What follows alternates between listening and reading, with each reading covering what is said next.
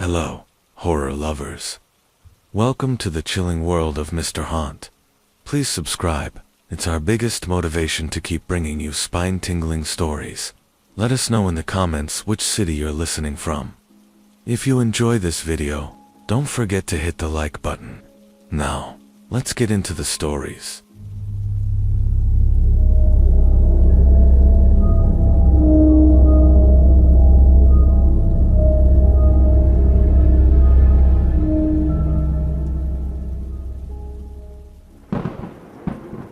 It was a warm Saturday morning when I decided to make my way back to Trail 4. Armed with nothing more than garden shears, a few bags of mulch, and a trusty podcast to keep me company, I made the trek out to the roped-off trail. The sun was already high in the sky, and the heat was merciless. But I had a determination that outweighed my discomfort. The park was quiet, as it usually was on weekend mornings. The main trails had a few early hikers, some families with small children, and the occasional seasoned hiker who came out for the challenge of Lampfly Falls, but nobody ever wandered.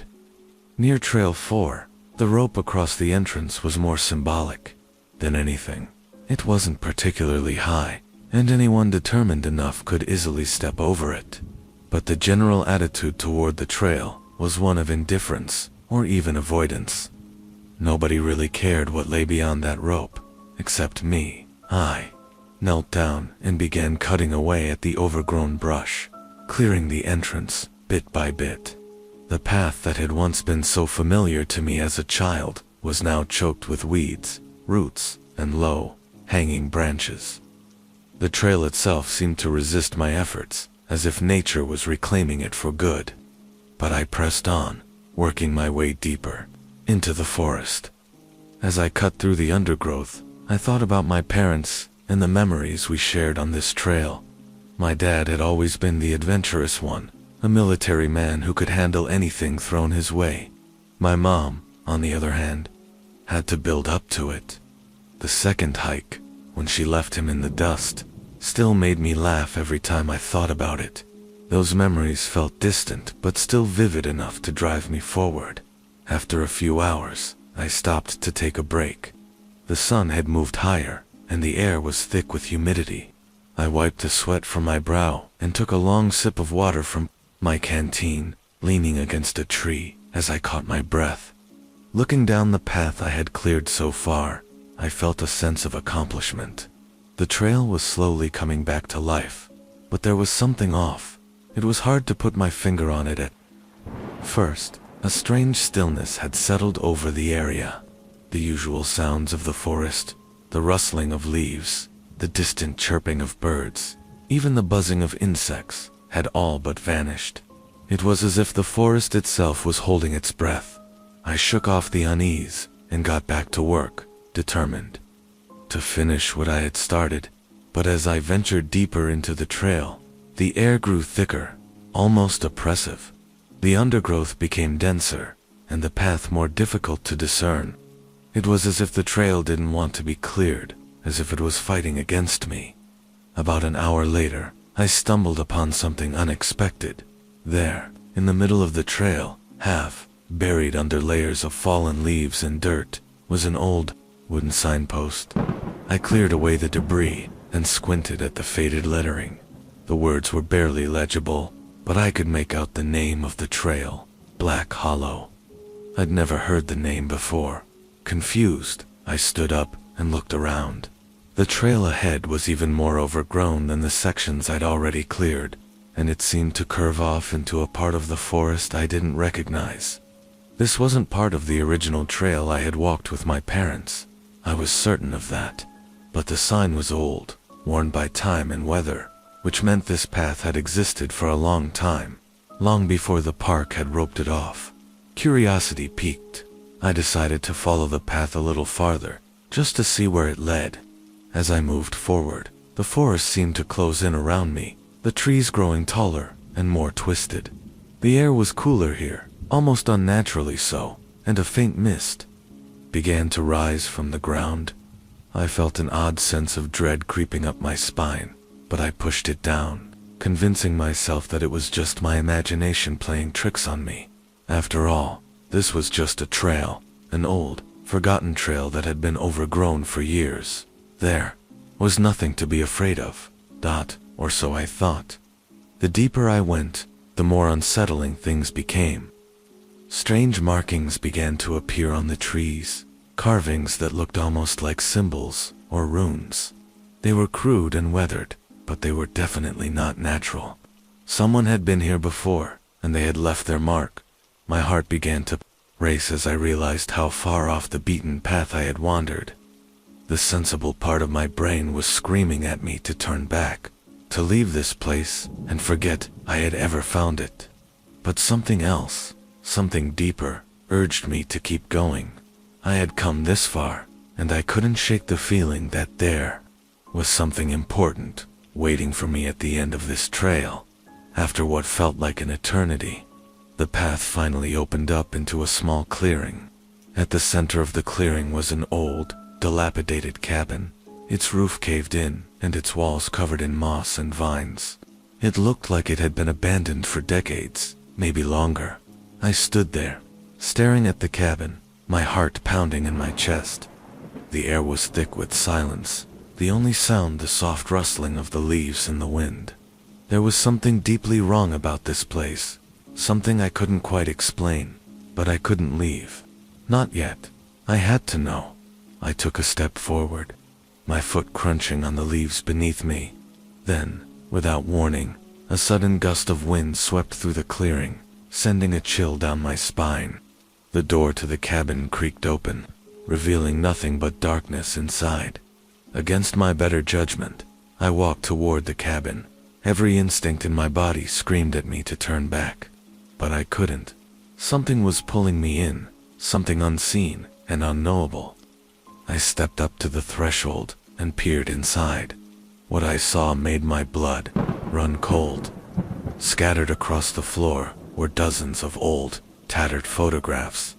They were yellowed with age, but I could still make out the faces in them. Faces of people, hikers, park rangers, families. Some of the faces I even recognized from the park's bulletin board. Photos of missing persons that had been posted over the years. But the most unsettling part, in every single photo, there was something in the background. Something tall, dark, and shadowy, standing just beyond the frame, watching. And then I heard it, a soft whisper, barely audible, coming from the darkness of the cabin. I decided on giving the path a real name, something memorable and important. Frigg's Fortitude. My mom is pagan, and in particular, we are firm respecters of the earth, with various imagery of Frigg in my mom's kitchen. My mom found peace in Frigg, and within Wiccan culture, after some really bad experiences with my dad's Mormon side of the family, of which my dad no longer worships either. He's now semi-pagan, or at least respects it. Either way, Frigg has been a large figure for my mom, and considering she also conquered this trail once, I figured it was the perfect name.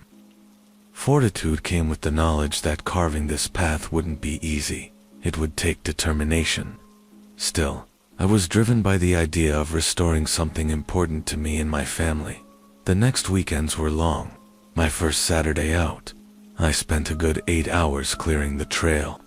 From around 10 a.m. to a little after 6 p.m., my body ached from the shoveling, the mulching, and the endless cutting away of overgrowth as I slowly carved my way through Frigg's Fortitude. By the time I went back to work the following Monday, the soreness was real, but I figured it was worth it. The next weekend, I cut back a little, deciding on 6 hours instead. Based on my tracking, I estimated I was halfway done with the trail. To celebrate, I marked my progress with a little red flag and rewarded myself with a cheeseburger from Wendy's that night. Another week passed, and I loaded up my car, ready to continue the job. But as I reached the trail entrance, I was stopped by B, the director's granddaughter. B, who practically grew up in the park, living on the second floor of the main building, asked what I was up to. I gave her the rundown on the path. and she found my dedication amusing but warned me of heavy rains from the previous night. "Be careful out there," she said as I drove toward the trail. Sure enough, my halfway point was washed out. My hard work from the week before had been undone by Mother Nature, but I was determined, and I set about clearing the path again, shoveling the wet dirt, laying new mulch, and reflagging where I had left off. For hours in, I was beat. As I sat down to drink some water, I realized that my phone wasn't working. My podcast had stopped loading, and I couldn't get a signal, not even for emergency services. My phone usually worked great out here, better than in town, but now there was nothing. I tried all the usual tricks, lifting my phone into the air, walking a bit to reset the signal, but still nothing. Annoyed, I put my phone away and continued working. By the time I reached my last point, I planted a blue flag, since I had run out of red ones, packed up, and headed to Starbucks for a little post-work treat. The next Saturday, I set off once again, but when I got to the blue flag marker, something felt off. The placement was wrong. I double-checked my progress with my distance markers and the GPS map on my phone, but everything was off. Not just the blue flag, all the flags were out of place. The red flags from earlier weeks were still there, but they had shifted, leading off into completely different directions. It was as if someone had deliberately moved them and taken my blue flag altogether. I tried to brush it off. Maybe I was just overworked and seeing things, or maybe someone was pulling a prank. Either way, I was determined to finish what I started. I spent another long day clearing the path, reflagging, and laying fresh mulch, determined to push through the confusion. By the time I finished, I planted a green flag at my new halfway point and made my way to the car. Exhausted, I packed everything in and started to leave, but just as I was about to get into my car, a cool breeze from the path brushed against my skin, sending a chill up my spine. I froze. My eyes locked onto the trail. There was nothing unusual that I could see, but something about the moment felt off, like the path was watching me, pulling me in. I couldn't shake the feeling that I could stand there staring at the trail forever. "Are you okay?" I jumped, clutching my chest as my heart nearly burst out of my throat. It was B. "Shit, B, don't sneak up on me like that," I gasped, trying to calm down. "What did you say?" "I was just saying goodbye," she smiled. "I wanted to check how the trail was coming along." "Looks like you've had a long day, huh?" I laughed, explaining how tough it had been. But then I asked, "Hey, has anyone else been down trail 4, besides me?" "Someone's been messing with the flags, and my blue flag was missing." Bay shook her head. "Nope, no one else has gone down there. That trail isn't worth the trouble, even if you were paid." I glanced back toward the trail. The shadows were starting to grow long as night crept in. "Cool," I muttered. "Can you ask the night watch to keep an eye on things? It's already hard enough without having to redo all my work." B nodded, understanding my frustration. I made my way home, took Sunday off, and rested, feeling accomplished, but still uneasy about the flags. Then the next week rolled around. I arrived early, ready to finish what I started, but when I reached the trail, I couldn't believe my eyes. The entire path had changed. Not just minor shifts or new growths, everything was different. The direction of the trail, the arcs I had carefully mapped, even the landmarks were wrong. I stood there, staring at the twisted, unfamiliar path, trying to make sense of it all. It was impossible. I had documented every step of the trail. I knew for a fact it was correct, and yet, it was as if the earth itself had rearranged everything overnight. Now, I'm sitting here, writing this, and I still can't figure out what's going on. Maybe it's a prank, or maybe it's something far stranger.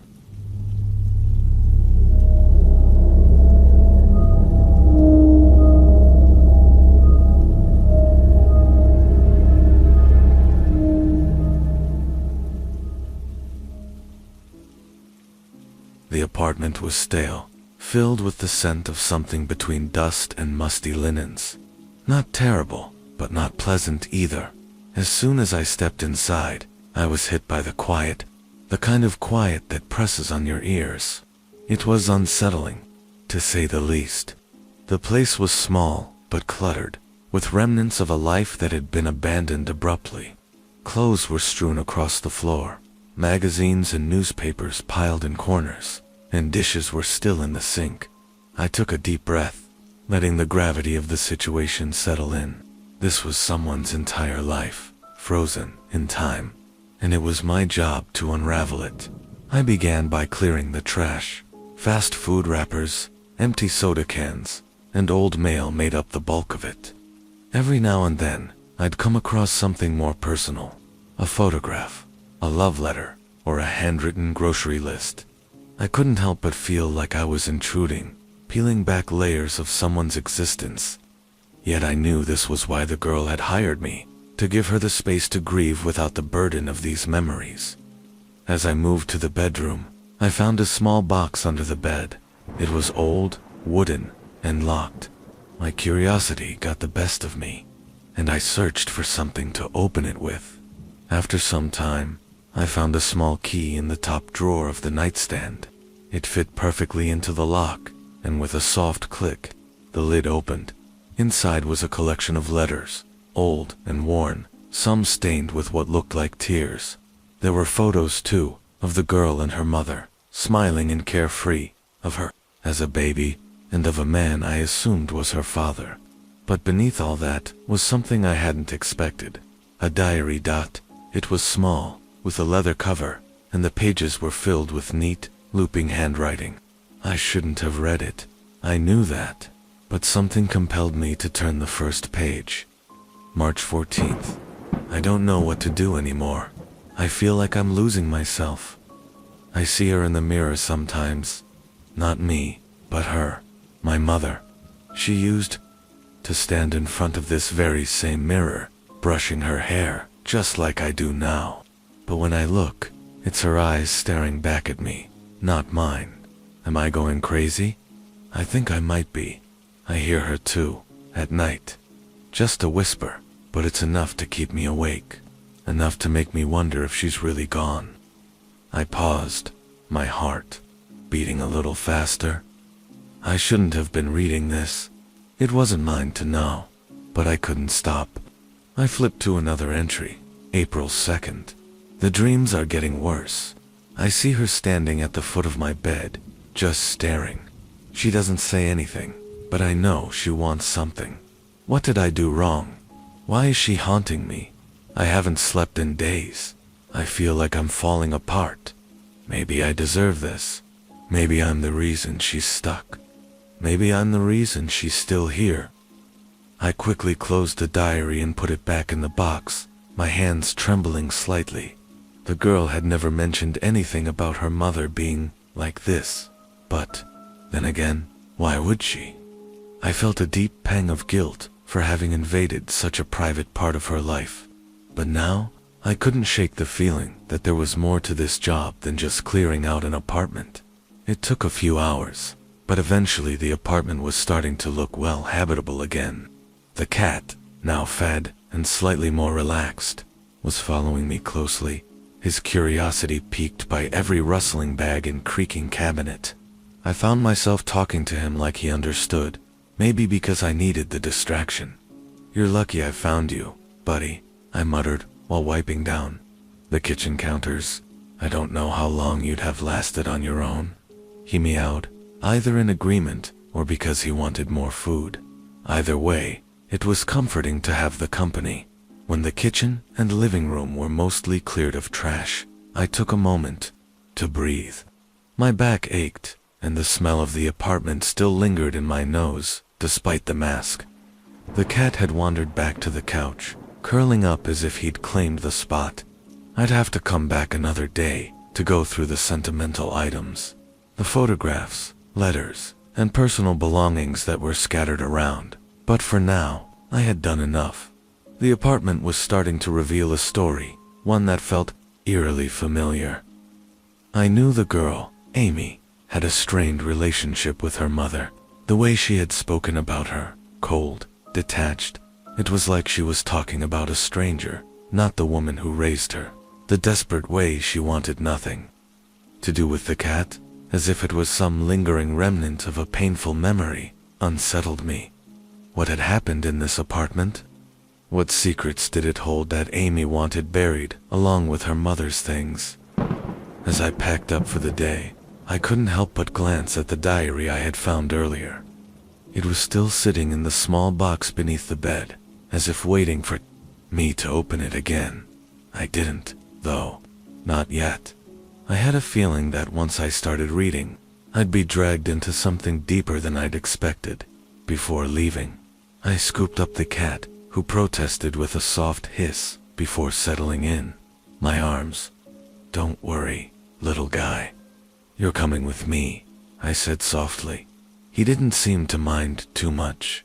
Maybe he knew that things were about to get better, or maybe he just knew he wouldn't be alone anymore. As I walked out of the apartment, locking the door behind me, I couldn't shake the feeling that this was just the beginning. There were still too many unanswered questions.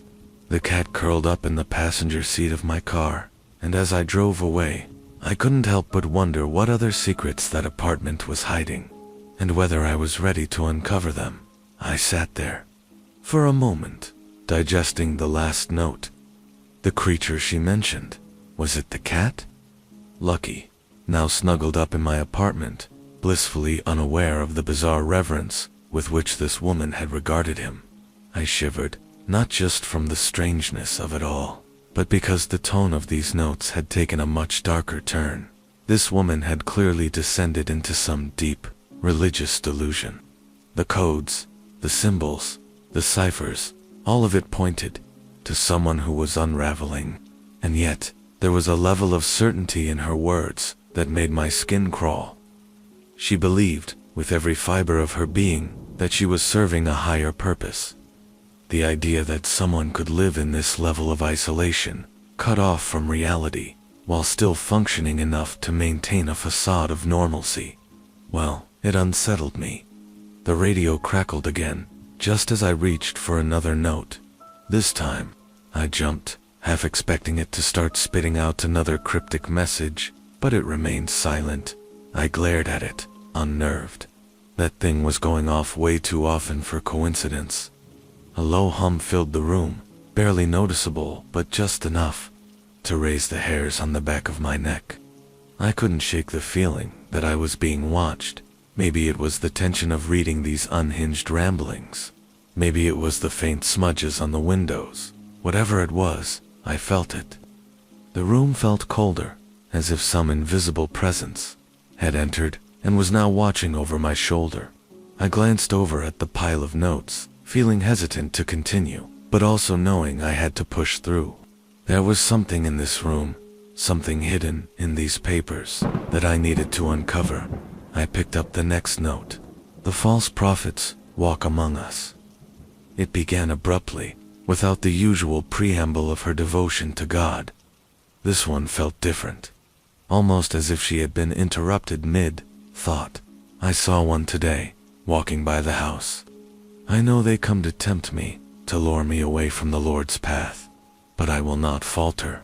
They will burn with the rest of the unworthy when the time comes. I have His word, His protection. One must prepare for the final days, when the earth will be cleansed, and only the righteous will rise from the ashes. My heart raced as I read those words. This wasn't just about some religious obsession anymore. She truly believed the end was coming, and soon. The false prophets she mentioned, were they just passers-by neighbors? Or perhaps the kids I'd thought were messing with her? Another thought crossed my mind, one I didn't want to entertain, but couldn't shake. What if those agents of the devil were anyone who had tried to help her? Doctors, family members, maybe even Amy herself. It would explain why Amy had distanced herself so much. The coldness in her voice, her reluctance to even acknowledge her mother's life, it all made sense now. She must have witnessed the deterioration, firsthand, powerless to stop it.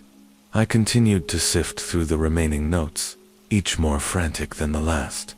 There were detailed instructions about preparing for the apocalypse, stockpiling food, reinforcing the house, and keeping out the unworthy. The handwriting became sloppier, less controlled, and the sentences fragmented, jumping from topic to topic with increasing paranoia. Then, as I reached the bottom of the pile, I found one last note. This one was different, crumpled, as if hastily written and discarded in a moment of clarity. I fear I have been wrong. I paused, my fingers trembling as I unfolded it fully. I have followed his word, but I hear something else now. It whispers when I try to pray. It tells me things I do not want to hear, horrible things. It tells me that I am not worthy, that I have been abandoned. I know this is a test, but I am so afraid. Lord, please, do not leave me. I will serve you faithfully until the end, but please, do not leave me in the dark. There was no signature, no date, nothing to indicate when she had written it, but the desperation in her words was palpable. This was someone at the edge, hanging on by a thread, and it was clear that she had lost the battle. I folded the note and placed it gently back into the pile, my mind racing. The house felt different now, heavier, as if the weight of her delusions had imprinted themselves on the very walls. I needed to finish this job, but part of me wanted to leave and never return. The rational part of me knew that there were no ghosts here, no lingering spirits, but the emotional part. The part that had spent hours wading through this woman's deepest fears and madness, wasn't so sure. I gathered my things, casting one last glance at the radio. It was silent now, still. The air felt thick with the remnants of something unspoken, something unfinished. Lucky was curled up in the corner when I got home, oblivious to everything. As I scratched his head and sat down beside him, I couldn't help but wonder what it must have been like for him. Stuck in that apartment, alone with the madness of his owner, waiting for food that may never come, and yet he had survived. I thought about the woman, her notes, and the apocalyptic visions she had spent her last days fixating on. Was there something she knew that I didn't? Or was it all just the tragic descent of a mind lost to illness? I still don't have an answer. All I know is that some places, some people, leave marks on the world long after they're gone. And sometimes, those marks are too deep to ever be fully erased. But for now, Lucky and I had each other. And maybe, that was enough to keep the dark at bay. As I finished recounting the events surrounding Teresa's house and her obsessive delusions, I couldn't help but feel the weight of her story lingering. It had taken me a while to get it all down, probably because I hadn't revisited those memories in such depth for a long time. It's funny. Well, not funny in the literal sense, but even though I've cleared countless homes since, Teresa's house still sticks with me. That radio, for one thing, has become almost a symbol of my work. I'll admit, I probably should have tossed it the day it nearly blew out my eardrums, but something told me to keep it, to honor Teresa's memory. A lot of people, if they had been in my shoes, would have thrown everything in the dumpster, or at least handed it off to Amy and washed their hands of it. But that's not what I do. I'm not sure what I expected when I kept the radio. Part of me thought it might help me make sense of everything. Her notes, her delusions, the strange circumstances surrounding her death. I figured maybe, just maybe, there'd be something more to discover if I kept it around. But the truth, every time it flickers to life, with that preacher's voice, spouting about sin and damnation, or worse, those soft, calming words from a woman I never knew, it just makes me wonder if Teresa's spirit, or something else, is still tied to it. I've had friends tell me that I should get rid of the whole collection, museum as I call it now, before something worse happens. But I can't. Not out of fear, but because it feels like these items, these relics of people's lives, need to be remembered, even if no one else cares. I suppose it's a way for me to keep a piece of them alive, to give meaning to the chaos they left behind. And while the radio hasn't done anything as dramatic as that first screeching episode in a while, it's always there. That crackle, that subtle hum, when everything else is quiet. It reminds me that I'm not just clearing out junk, I'm piecing together lives, unraveling stories that no one else may ever hear. So, that's the story of Teresa. It was my first big job, and one that marked the beginning of a strange path I've been walking ever since. If anyone's curious about more of the stories I've gathered, well, I've got plenty. From the seemingly mundane to the downright bizarre, there's no shortage of secrets buried in the clutter of people's lives. And hey, if the radio kicks on again tonight, with one of those fire and brimstone sermons, I might just listen. After all, I've learned that sometimes, the strangest things have the most to teach us. I had to pause after reading that entry. It was one thing to go through Alan's journals from the early days, when he was struggling with delusions and hallucinations following the deaths of his loved ones. Back then, his mind was fractured, fragile, and desperate for some kind of solace in the face of all that tragedy. But this was something else. Years of recovery, a family of his own, and now this resurgence of the black-eyed figures. What struck me most wasn't just the terror of seeing his daughters at the door, calling to him with those same voices, but how that encounter reopened something he had buried deep. I've read enough accounts of strange phenomena to know that this wasn't just a random nightmare. His description of the girls, their eyes, and the overwhelming fear that gripped him all pointed to something more. The rational side of me wanted to chalk it up to the stress of fatherhood, the pressures of life, or even some leftover trauma from his earlier years. But the way he wrote, the sheer panic in his words, it felt too real, too immediate to be brushed off as another delusion. Alan had spent over a decade rebuilding his life. His journal detailed how he overcame immense grief, guilt, and the hallucinations that had plagued him after his family's deaths. He'd found happiness again with his wife, Rosie, and their children. He'd built a stable life, far removed from the chaos of his youth. But now, all of that seemed to be in jeopardy. I couldn't help but feel for him. He must have been terrified, not just because of what he saw, but because of what it represented. If the black-eyed figures were real, then everything he'd worked so hard to believe, that his mind had been healed, that he wasn't crazy, was falling apart. And if they weren't real, then it meant the hallucinations were back, creeping into his life when he least expected it.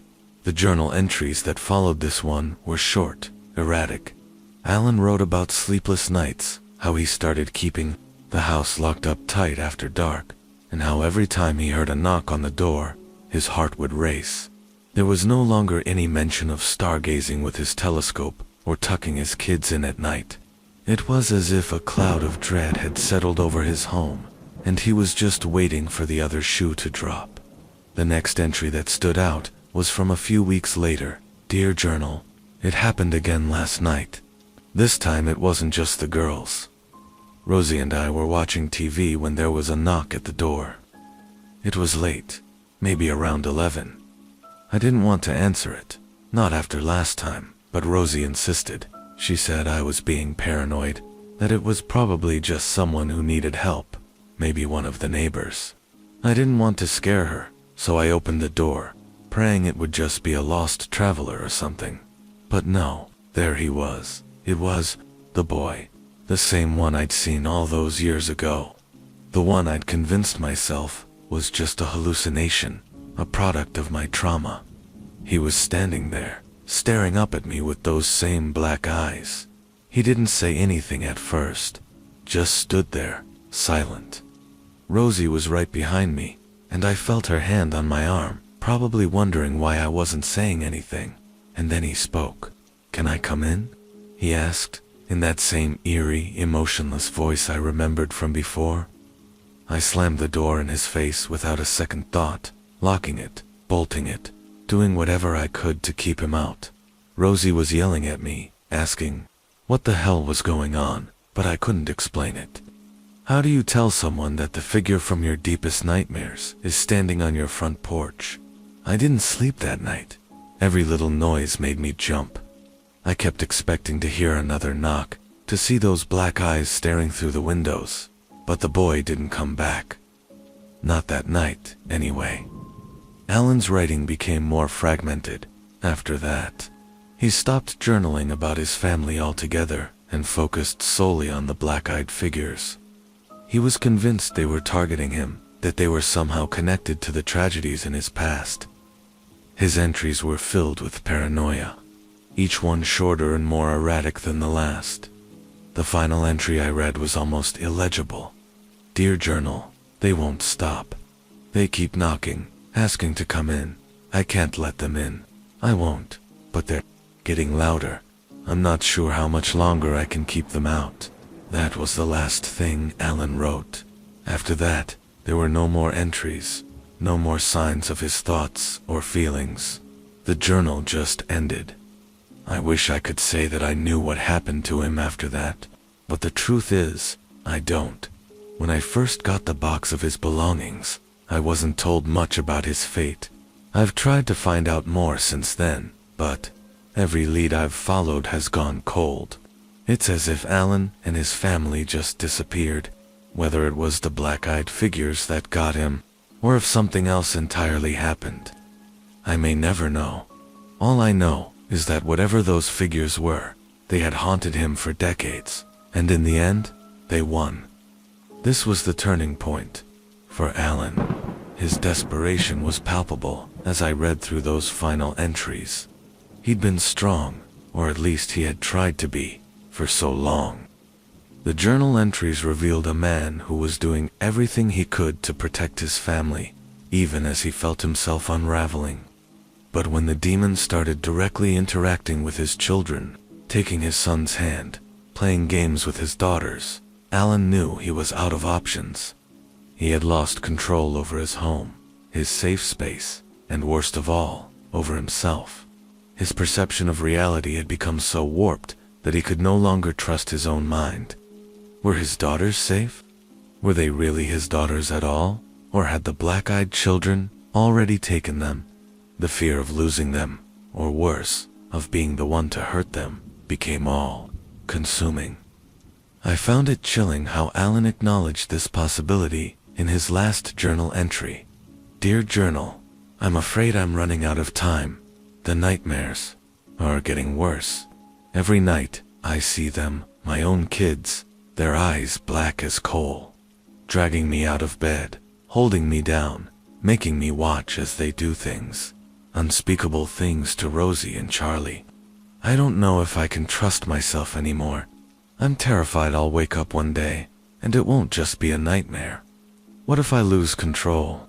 What if it's me who hurts them? I don't want to be that man. I can't be that man. My family deserves better, but I don't know how much longer I can fight this. I've started locking myself in the basement at night, just in case. If I do something, I want to make sure it's to me and not them." That was the last coherent entry before the writing devolved into rambling. Alan's entries became scattered, disjointed thoughts, bits and pieces of nightmares, regrets, and overwhelming guilt. He stopped referring to the black-eyed children as something external and began speaking as though they were a part of him. His thoughts, his urges, his fears, his final words, written in shaky handwriting on the last page, sent a chill down my spine. I can't protect them anymore. They're already here. God, forgive me. After that, the journal abruptly ended. There were no more entries, no further explanations. The man who had poured his heart and soul into documenting his struggles had gone silent. I couldn't help but feel a profound sense of sadness and dread. Alan had been fighting for so long, for his sanity, for his family, and in the end, it seemed like the darkness had won, whether it was the black-eyed children or his own deteriorating mental state. Something had finally broken him, but the most unsettling part, I still didn't know what had happened to him or his family. The journals were my only link to Alan's fate, and they offered no closure. For days after finishing the last entry, I couldn't stop thinking about him. Was he still out there, somewhere? Or had the black-eyed children finally claimed him? At first, I thought Kim's lake house would be a straightforward job, just another property to clear out and catalog. But the more time I spent there, the more I began to feel unsettled. There was nothing particularly off-putting about the house at first glance. In fact, it was quite charming. The lakefront view was beautiful, and the house was well kept, even cozy. But there was something beneath the surface. Something I couldn't quite put my finger on. The first strange thing happened when I went into one of the guest bedrooms to clear out some old magazines and empty the closet. As I started boxing up what looked like old fishing gear and board games, I caught a whiff of something strange. It wasn't the typical musty smell of a lake house. This was sharp, metallic, like pennies or rust. I figured it might have been some old tools or forgotten camping gear that had been left damp and was now corroding. But I didn't see anything out of the ordinary. Later, as I was organizing the items I'd set aside, I noticed something odd about the pacifier with the butterfly pattern. It was so specific, and it didn't seem like something a family with older children would have lying around. I remembered the family mentioning that none of Kim's children had infants, at least, not recently. I dismissed it at first, thinking maybe it was from a previous Airbnb guest, or perhaps someone had brought a baby along during a family gathering and left it behind. Still, it didn't sit right with me. I tried to shake off the weird feeling as I continued my work. That evening, I took a break on the porch to watch the sunset over the lake. The water was calm, reflecting the fading pinks and oranges of the sky. It was peaceful, at least, it should have been. But as I stood there, taking in the view, I felt this overwhelming sensation that I was being watched. The hair on the back of my neck prickled, and my skin crawled with unease. I scanned the area, expecting to see someone on the other side of the lake, or maybe a boat drifting in the distance. But there was no one. The only sound was the gentle lapping of the water against the shore. Shaking it off as nothing more than fatigue, I went back inside. I tried to focus on finishing up for the day, boxing more items for donation, trash, and sorting things that seemed sentimental to the family. That's when I found the journal. Tucked away in the bottom drawer of Kim's bedside table was a small, leather-bound journal. The edges were worn, and it had that smell that old books get after years of being forgotten. It wasn't unusual to find personal journals or letters when cleaning out properties like this, but something about this one made me pause. Maybe it was the fact that it had been tucked away so carefully, as if hidden on purpose. Curiosity got the better of me, and I sat down to flip through it. Most of the entries were what you'd expect. Notes about family gatherings, trips to the lake, even some musings about the weather or her favorite recipes. But then, as I got further along, the tone of the writing began to shift. Kim started mentioning strange occurrences, lights flickering, hearing footsteps when no one was around, a constant feeling of being watched when she was alone at the lake house. One entry in particular stopped me cold. April 12th. I saw her again today. The little girl by the water. She was standing near the dock, just staring at the house. She didn't move, didn't wave, didn't speak. I called out to her, but she didn't respond. When I went down to check, she was gone, but the air by the water was freezing, colder than it should have been for this time of year. I don't know who she is, but I've seen her before. I think she's trying to tell me something. I felt a chill run down my spine as I read the entry. A little girl by the water. Could that have something to do with the pacifier I'd found? I wasn't sure, but the pieces were starting to fit together in a way that made me uneasy. I wanted to keep reading, but just as I was about to turn the page, I heard a noise. It was soft at first, like a gentle tapping, but it grew louder, more insistent. It sounded like knocking, not on the door, but from inside the house, from the walls. At first, I thought maybe it was just the old house settling, or maybe a branch tapping against a window. But as I stood there, listening, the knocking continued, steady, rhythmic, coming from the wall near the kitchen. My heart started to race. I didn't know what was going on, but I suddenly felt very, very alone. I grabbed my things and left the house as quickly as I could, locking the door behind me. As I stood outside, trying to catch my breath, I glanced back at the lake. The water was calm, but I couldn't shake the feeling that someone, or something, was watching me. I decided to call it a day and head home, but I knew I'd have to come back to finish the job. And when I did, I wasn't sure what else I might find. As I continued thumbing through the ledger, my curiosity deepened.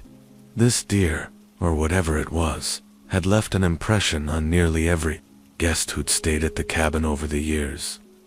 What had seemed at first like a harmless local animal had quickly become something far more peculiar.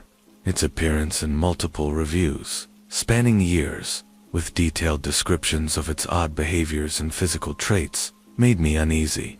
The entries began to paint a picture that I couldn't ignore. August 14th, 17. We had such a relaxing time here at the lake house.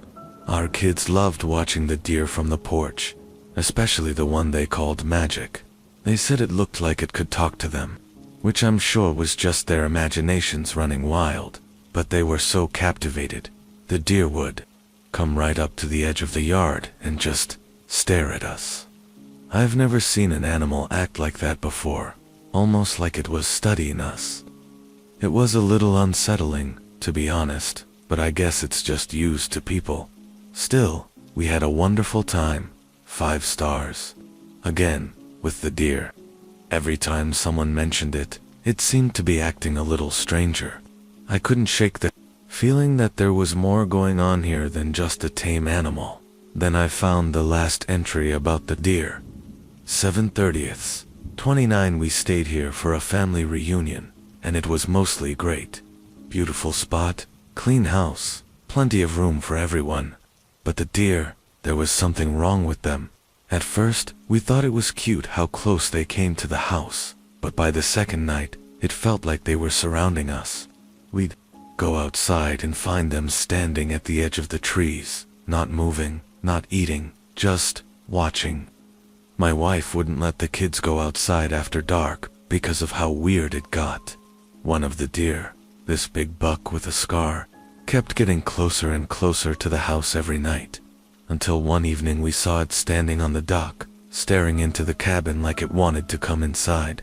We closed all the curtains and stayed inside after that.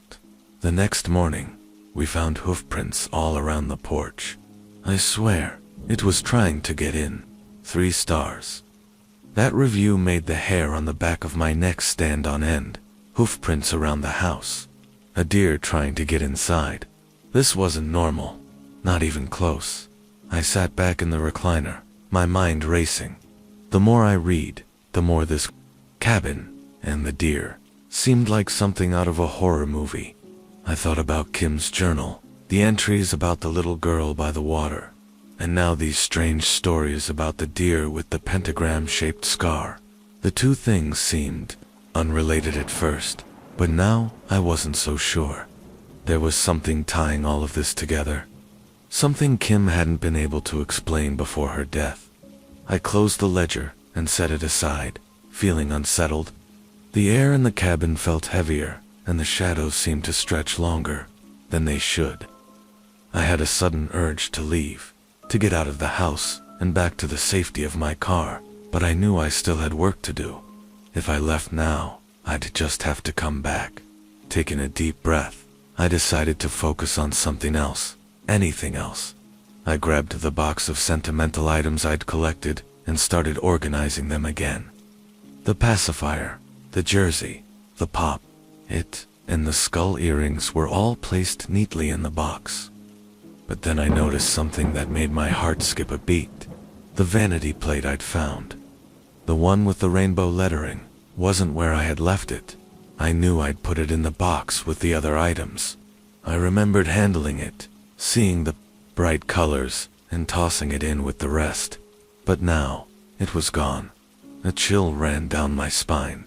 I stood up, looking around the room, half expecting to see the plate lying somewhere nearby, maybe having fallen out. But it was nowhere in sight. It hadn't fallen, and it hadn't been misplaced. Someone, or something, had moved it, at that moment. The cabin no longer felt cozy. It felt like I wasn't alone. I grabbed my bag and keys, my heart pounding in my chest, and made a beeline for the door. As I stepped outside, the cool evening air hit my face, and I felt a little relief, but the unease lingered. The sun was setting over the lake, casting long shadows across the water, and in the distance, I thought I saw movement by the trees, a deer, standing perfectly still, watching me. It had a scar on its back. I didn't wait to see if it moved closer. I got in my car, started the engine, and drove away from Kim's lake house as fast as I could, vowing to never come back alone again. There was something deeply wrong with that place. Something Kim knew, and maybe even her family knew, but had never spoken about. Whatever was happening there, it wasn't just a peaceful lake getaway.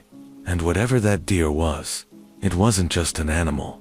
The deer stood on the porch, staring up at the spot where the wind chime had been hanging just a short while ago. Its dark, unnatural horns gleamed in the moonlight, and the raw, jagged pentagram scar on its flank pulsed as if freshly etched. I felt a shiver crawl down my spine as I realized that it wasn't just here by coincidence. It knew the winch had been taken down. It knew I had taken it down. I stayed frozen at the window, my breath shallow, hoping the deer hadn't noticed me yet. But then, it slowly turned its head, its unnervingly sharp gaze locking directly onto the window where I was standing. The eyes, those goat-like eyes with the strange, horizontal pupils, bored into me, as if sizing me up, deciding whether I was a threat or prey. For a long, horrifying moment, we just stared at each other. My heart pounded so loud, I was sure the deer could hear it. I felt a cold sweat break out on the back of my neck as it shifted its weight, the wooden planks of the porch creaking under its hooves. It took another step forward, closer to the door, closer to me. That's when I remembered the wind chime. Maybe it really was some kind of protection, just like that one review had suggested. Maybe it was the only thing keeping whatever force was controlling this deer at bay. Without thinking, I bolted to the table where I had left it, my hands fumbling with the hooks and strings. The wind chime rattled angrily in my grasp as I lifted it, the evil eyes dangling and swinging wildly. The front door creaked, and I whipped around to see the deer press its snout against the wood, sniffing as if testing the barrier between us. Its nostrils flared, and for a moment, I was terrified that it would push the door open. I didn't know if it had the strength to force its way in, but I wasn't about to find out. With trembling hands, I grabbed the small footstool I'd used earlier, placing it under the spot where the wind chime had hung. Climbing up quickly, I hooked the wind chime back into place, its metallic cylinders and gemstones clinking softly. As soon as it was secured, I felt an odd shift in the air, like a pressure lifting. The strange sense of dread that had been creeping up on me ebbed slightly. I heard a low, rumbling growl from outside. I jumped down from the stool and rushed back to the window to see the deer standing completely still at the top of the steps. It was glaring up at the wind chime, its body tense, as if it was about to charge, but something seemed to be holding it back. For what felt like an eternity, the deer remained there, its eerie gaze fixed on the wind chime. Then, slowly, it turned its head back toward me, its goat-like eyes narrowing in what I could only describe as rage. It pawed at the porch one last time, the fur around its hooves brushing the wood like a broom, before it slowly backed down the steps and disappeared into the dark forest. I let out a shaky breath, collapsing into one of the chairs by the door. My whole body was trembling, my mind racing to process what had just happened. It wasn't just the deer, it was the forest. It was the cabin. There was something wrong with this entire place. Something dark and ancient that had seeped into the land and taken root. I didn't want to stay another minute. I needed to leave. I stood up, grabbed my bag, and began throwing my things into it. I didn't care about finishing the job anymore. Kim's family could sort through the rest on their own. I just needed to get out of there, and fast. As I made my way toward the door, I glanced one last time at the wind chime. The evil eyes swayed gently, their blue irises catching the dim light.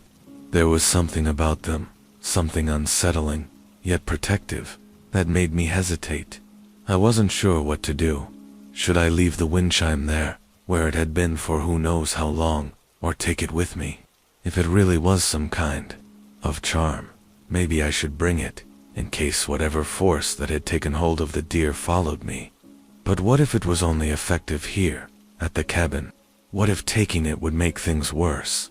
I stood there, torn, until a sudden noise from outside snapped me out of my thoughts. It sounded like something moving through the underbrush, something large. My heart rate skyrocketed again. I didn't have time to debate. I grabbed the door handle, threw it open, and ran out to my car, glancing only briefly toward the tree line as I did. For a moment, I thought I saw a figure standing among the trees, watching me.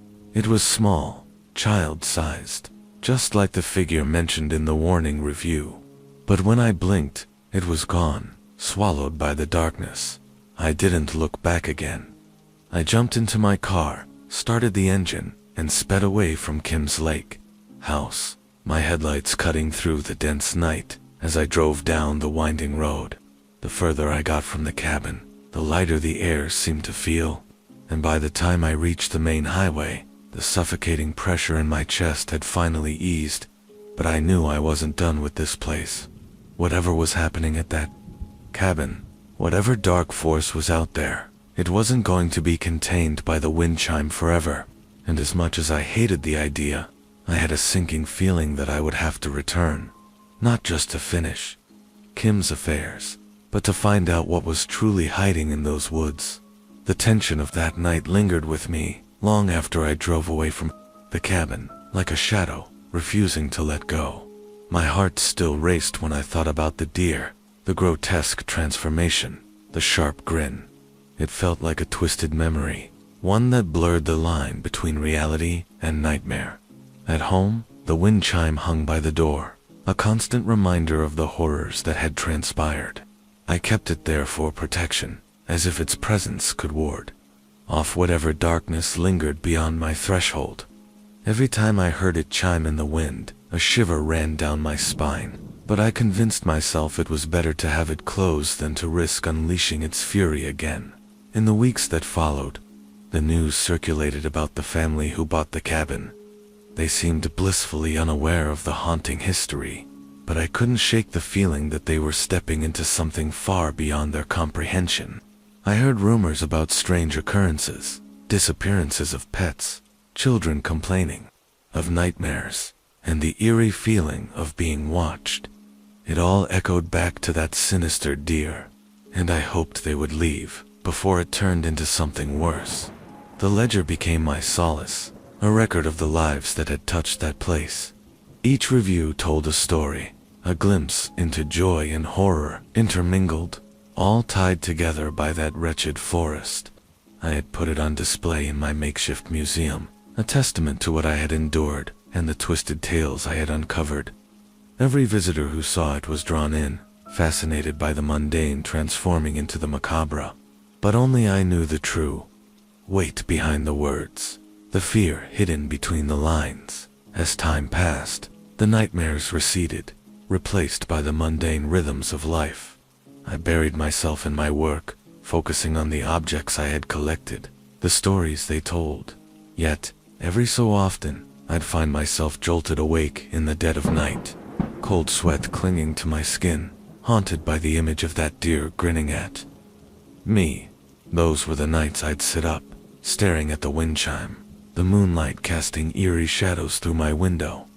I began to wonder if I'd ever truly escaped the grip of that place. Was the wind chime really a protector, or had it become a tether, binding me to the horrors I thought I had left behind? I started to keep a closer eye on my dream catchers, rearranging them in the hopes they'd catch any remnants of fear and despair before they could take root in my mind. Sometimes I'd go through the old reviews in the ledger, searching for clues or hints about the deer, the forest, anything that could help me understand. I came across entries that spoke of local legends, stories of spirits residing within the trees, of animals cursed to protect the secrets of the woods. One particularly chilling account recounted a family who had tried to capture the deer, only to vanish without a trace. Those tales made my skin crawl, yet they also sparked a burning curiosity. I couldn't help but wonder what had happened to the kid who went missing after the house was sold. Had they wandered too close to the woods? Did they encounter the same twisted creature I had? I felt an unsettling sense of responsibility, as if I hadn't done enough to warn the world about the darkness that lurked beneath the surface of that idyllic retreat. Despite the unease, I found myself yearning for the thrill of uncovering more stories, diving deeper into the shadows that had once threatened to consume me. I started attending local folklore gatherings, listening to the whispers of old tales and legends.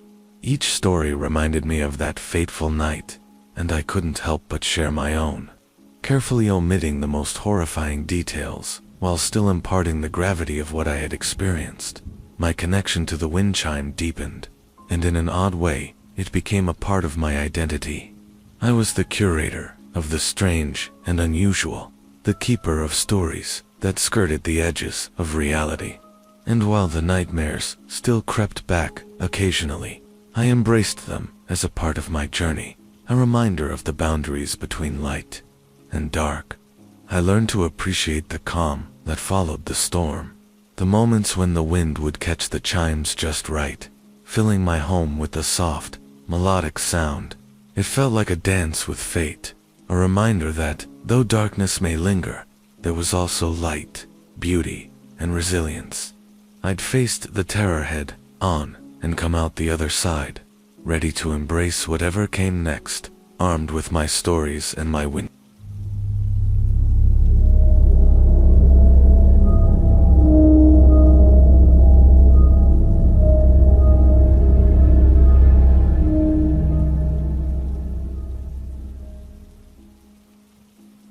Most people have never heard of the Devil's Backbone unless they're from South Central Texas. It's a stretch of jagged limestone hills near Wimberley, cut with sharp cliffs and winding roads. People say it's haunted, that it's cursed, but that's not the part you need to worry about. The real danger is the whistlers. I know, it sounds ridiculous, but I'm telling this now because I don't know how much time I have left. I need someone to believe me before I disappear like the others. My name is Natalie Wells. I'm a wildlife biologist. Or, I was. I went missing for 3 days last September. I'm the only one who came back, and I haven't been the same since. It started as a field survey. I'd gotten a grant to study ecological recovery in isolated hill country. Basically, cataloging flora and fauna patterns in off-grid areas. I planned a camp for a week near an abandoned ranch down in a canyon behind the Backbone Ridge. I'd done stuff like this before, weeks in the field alone. I was confident, well, prepared. I even brought my trail cams and audio recorders. The area had a weird history, sure, but I figured most of it was just rural folklore. The first 2 nights were uneventful, dry air, cicadas, wild hogs in the distance. I collected samples, took notes, hiked the perimeter. But on the 3rd night, just after midnight, I heard it. A whistle. 3 clear notes. High, low, high, not coming from the tree line. I thought it was a bird call, some new species maybe, or even a prank from campers nearby. But when I checked my location tracker, it said that closest man-made structure was 6 miles east. I listened for a while, but it didn't repeat, so I let it go. That was mistake number 1. The next morning, I found footprints around my tent. Not animal, human, barefoot. The prints circled the tent twice, then stopped, facing the entrance. I should have packed up right then, but I was stubborn, told myself I was imagining things. I moved my tent deeper into the canyon that afternoon. I shouldn't have. That night, I woke up to whistling. Closer this time. The same 3 notes. Then another whistle, fainter, replying from the opposite side of the ravine.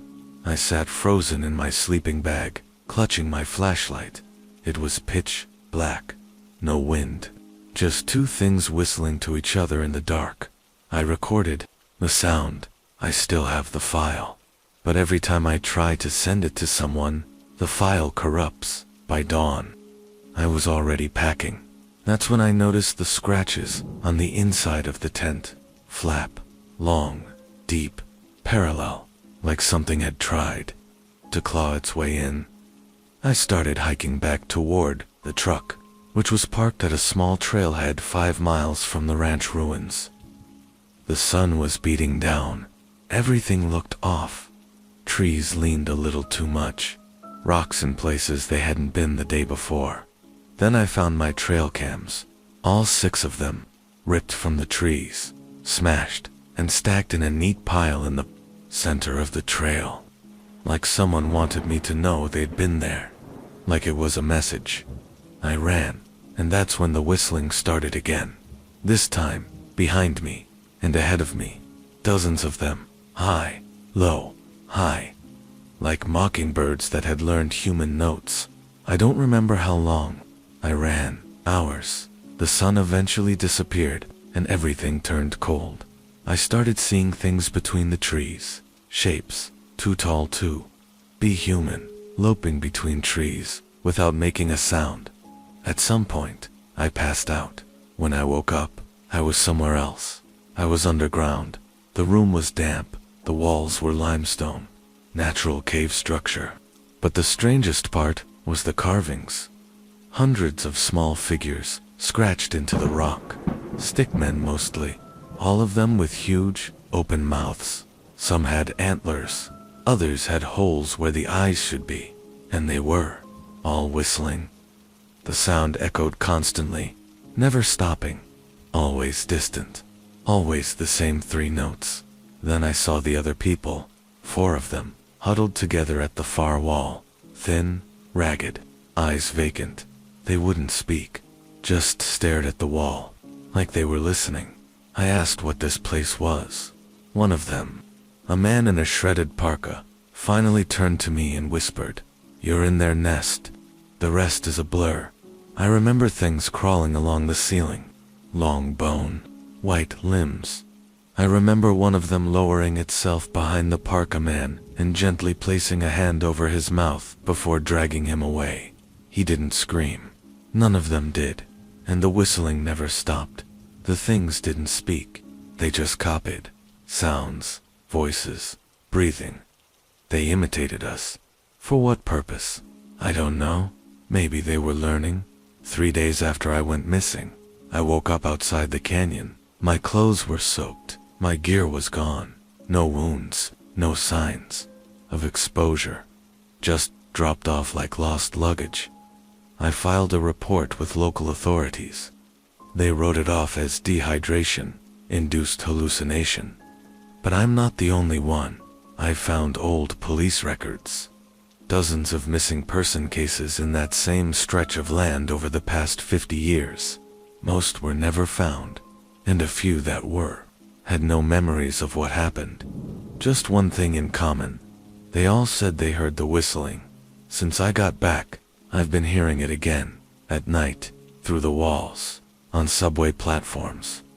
Even once while brushing my teeth, right behind me. I think they marked me, claimed me. I think the whistlers aren't just in Texas anymore. Sometimes, I wonder if the real me is still underground.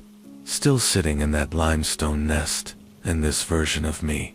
Just something they made to whistle for others.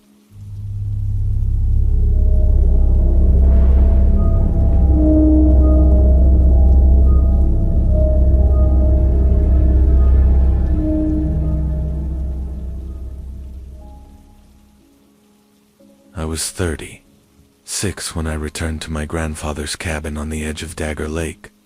I hadn't been back since I was a teenager. Not since the summer my cousin Levi went missing. Everyone said he drowned, that he swam too far out, that the lake took him. But I remember the screaming. I remember that voice. It sounded like him, but wrong. Distant, echoing through the trees, hours after the search parties gave up, like he was still out there, still calling for me. I'm not proud of why I came back. I didn't return to honor Levi, or to find closure. I was just broke.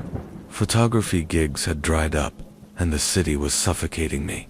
My mental health wasn't great, and I thought isolation might help me reset. The cabin had sat untouched for years. After Grandpa passed, nobody wanted it. Too remote, too many bad memories. But when I inherited it, I figured, hell, free place to stay. So I packed up my gear, drove 12 hours north into Montana's backcountry, and opened a door that should have stayed closed. The road curved sharply through the pines, and the sun had dipped low by the time I pulled up to the property.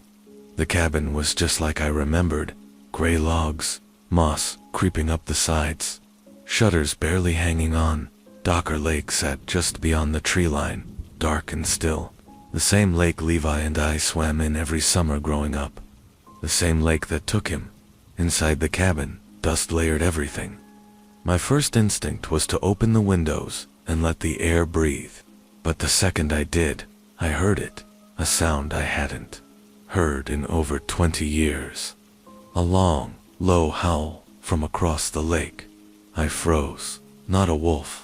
Not a coyote either. It was deeper, and it almost sounded like words. "Da" on it. Hit me like a punch. That same name, dragged through wet gravel. My name. I slammed the window shut, told myself it was the wind, that the woods did funny things to sound. But deep down, something twisted in my stomach. The same feeling I had as a kid the night Levi disappeared. The next day, I hiked down to the water's edge. The lake was mirror, still, reflecting the sky like glass.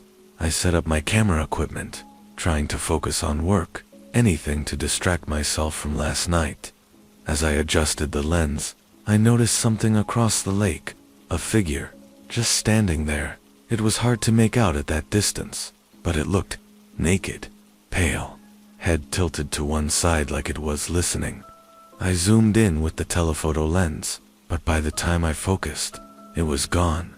That's when I started documenting everything. I wasn't sure what I was chasing yet, something to justify the unease, or maybe the proof I wished I had when Levi vanished. If I was going to spiral, I at least wanted a record of the fall. That night, I couldn't sleep. Around 2:30 a.m., I heard it again, a voice, drifting through the trees. "Dan, come out." It wasn't just the sound, it was the tone, like someone trying to imitate human speech without understanding it. Hollow, off, key, too slow. I grabbed my flashlight and opened the front door. Silenced, the woods looked blacker than black. I scanned the tree line. Nothing, and then, snap a twig, directly behind the cabin. I spun around and caught a glimpse, just a flash, of something tall ducking behind the woodpile. I ran inside and locked the door. Sat with my back to it until the sun came up. Over the next 3 days, I barely slept. I kept hearing footsteps around the cabin at night. Things moving just outside my line of sight. I tried setting up motion, activated trail cams, but every morning, they'd been tampered with, knocked over, or turned toward the ground. Then the scratches started. Not on the door, on the windows, like fingernails. Sometimes accompanied by giggling. And always, after the scratching stopped, I'd hear it again. The voice. It began using more words. Bits of my childhood. Things only. Levi would say, "Let's play, Marco. Polo. Come to the lake, Dan." I stopped answering. I stopped going outside. I nailed the windows shut. Burned sage. said prayers I didn't even believe in. But the thing was getting smarter. On the 6th night, it used my mother's voice. I woke up to her calling me, "Danny, sweetie, it's cold out here. Can you open the door?" I knew she wasn't there. My mom hadn't been up here in decades, but the way it spoke, it was perfect. Same cadence, same affection, right down to the little catch in her voice when she got tired. I sat frozen in bed, clutching the hunting knife Grandpa kept above the fireplace. It kept talking for hours. "You left me out here, baby. I'm scared, Dan." Then silence. Until 4:17 a.m., that's when it tried to open the door. I don't know how to explain what I saw through the PEEPHOL. It looked like my mom. Same clothes she wore on my last visit. But the face wasn't. Right? The eyes were too big. The mouth didn't move when she spoke. And the skin, Jesus. It looked like it had been stretched over something else. Like a mask. It smiled when it saw me looking. Then it whispered, "Found you," and left.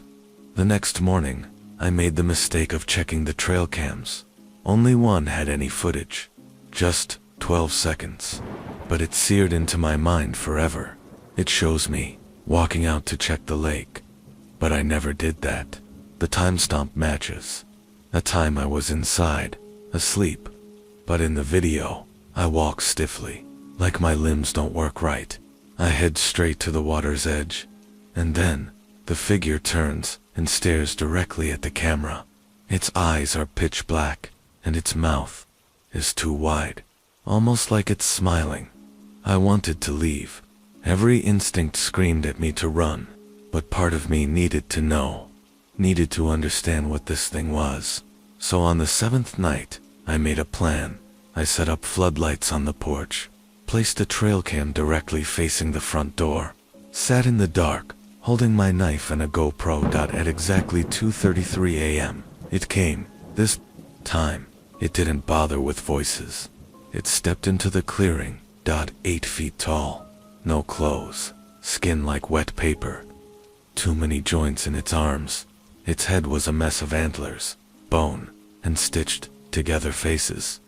Like it had worn hundreds of people over the years and couldn't choose just one. It stared at the light for a moment, then it spoke. Not a word. A sound, one I can't describe. Like dozens of people screaming underwater. I turned on the GoPro and stood frozen as it crept closer. It stopped just shy of the porch. Then it said my name, clear, calm, in Levi's voice. "Daniel, you left me." My legs gave out. I dropped the knife. It smiled, if you can call it that, and slowly backed into the woods. I left the next morning, didn't even pack, just got in the truck and drove until I hit a gas station with cell service. I reported everything to the county sheriff, showed him the footage. He told me the camera must have glitched, that it was wildlife, maybe a bear with mange.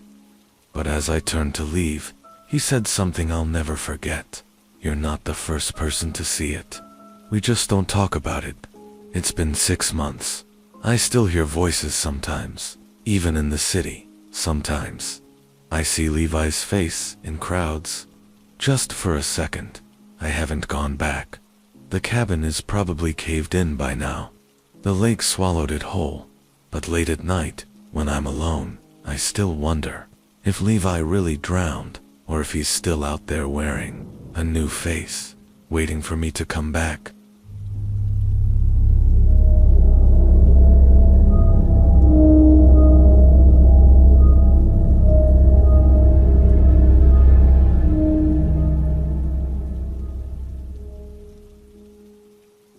My name's Jonah Hale. I'm a retired wilderness guide, and for most of my adult life, I worked up near the Canadian border, in a place called Crooked Pine. It's a stretch of remote woodland, up by the Iron Range in Minnesota. I know the trails, like the back of my hand. Or, I thought I did, in the fall of 2008. I was hired to lead a father and son on a week-long camping and tracking trip through the back. The dad, Mitch, was a city guy, barely knew how to light a fire, but he wanted to bond with his teenage boy, Lucas. They were nice enough, and I figured it'd be a quiet week. The trouble started on the third day. We'd made camp near a spot I usually avoid, a hollow basin surrounded by dense, crooked trees. There's something off about that place. No birds, no squirrels, just this unshakable stillness. Lucas found it first, a wooden totem nailed to a dead pine, about 5 feet tall, humanoid but all wrong, disproportioned limbs, a flat oval head, with hollow holes for eyes. At first I thought it was some old Ojibwe carving, but the craftsmanship was crude, like a child's sketch made real. Deep cuts, jagged, fresh. That night, Lucas woke up screaming. It was watching me, from the trees. It doesn't blink. Mitch and I tried to calm him down. We figured it was a nightmare. But when I stepped outside the tent to take a leak later, that night, I saw it too. Eyes, hollow and glowing, like candlelight through bone, peeking from behind a trunk, just beyond the campfire's glow.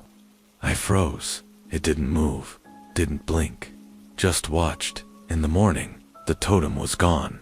Not just gone, replaced. A new one, slightly different, stood at the edge of camp. This one had a mouth, open wide, carved in a scream. Mitch wanted to leave. I agreed. But Lucas was missing. We found his trail going deeper into the woods, into territory not even mapped.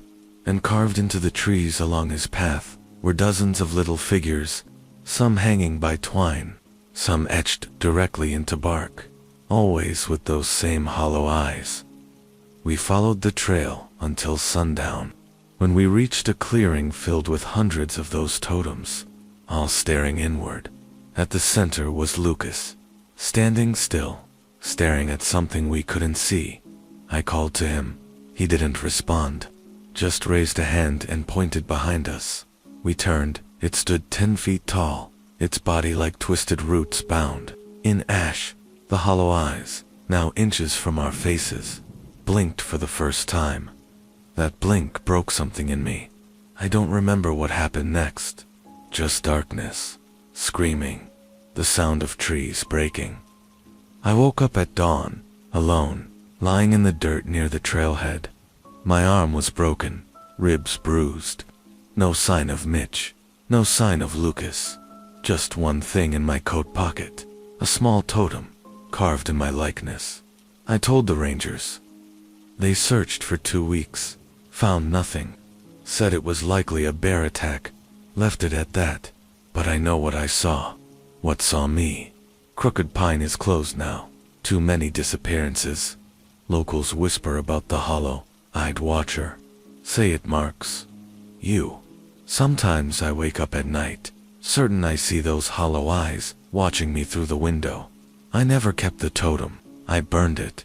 But I can still hear the crackling wood whispering my name when I close my eyes.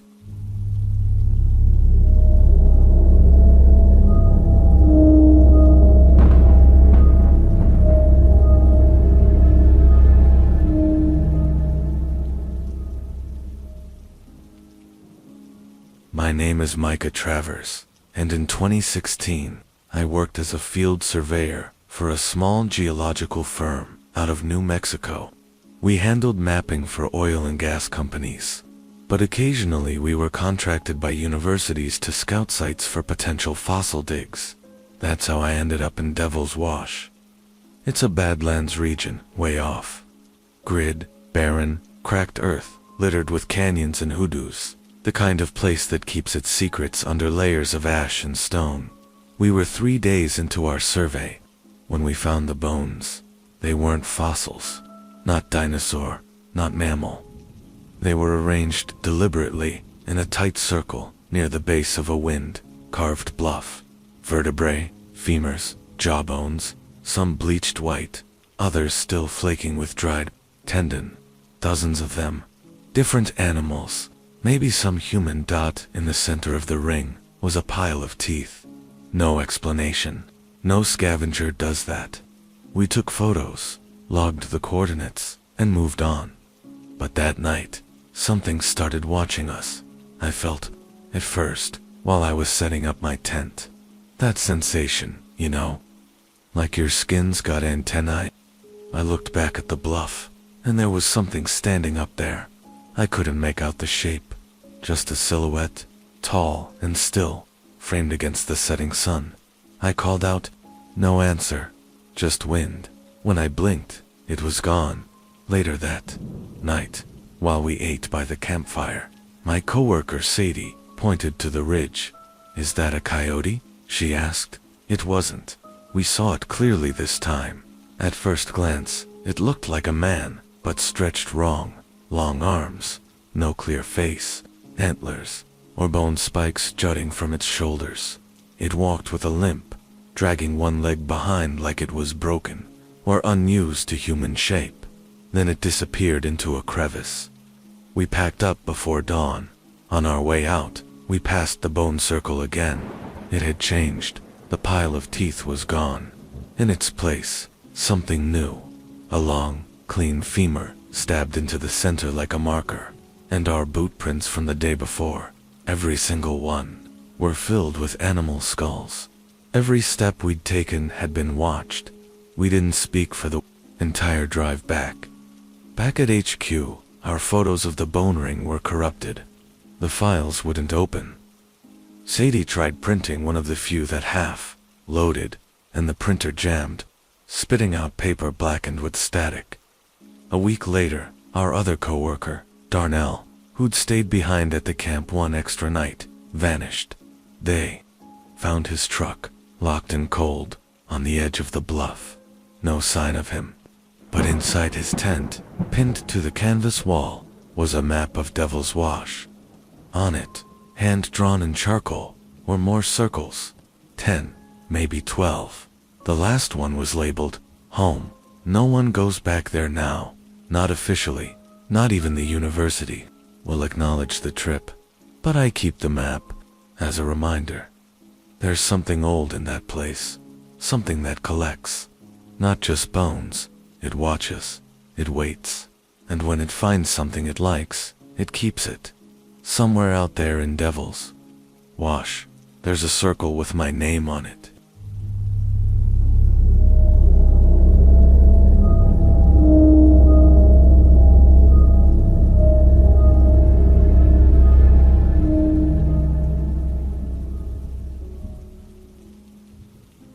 My name is Casey Linwood, and I used to be a night hiker, the kind of person who finds peace in the dark woods, where silence is broken only by the crunch of boots and the call of an owl.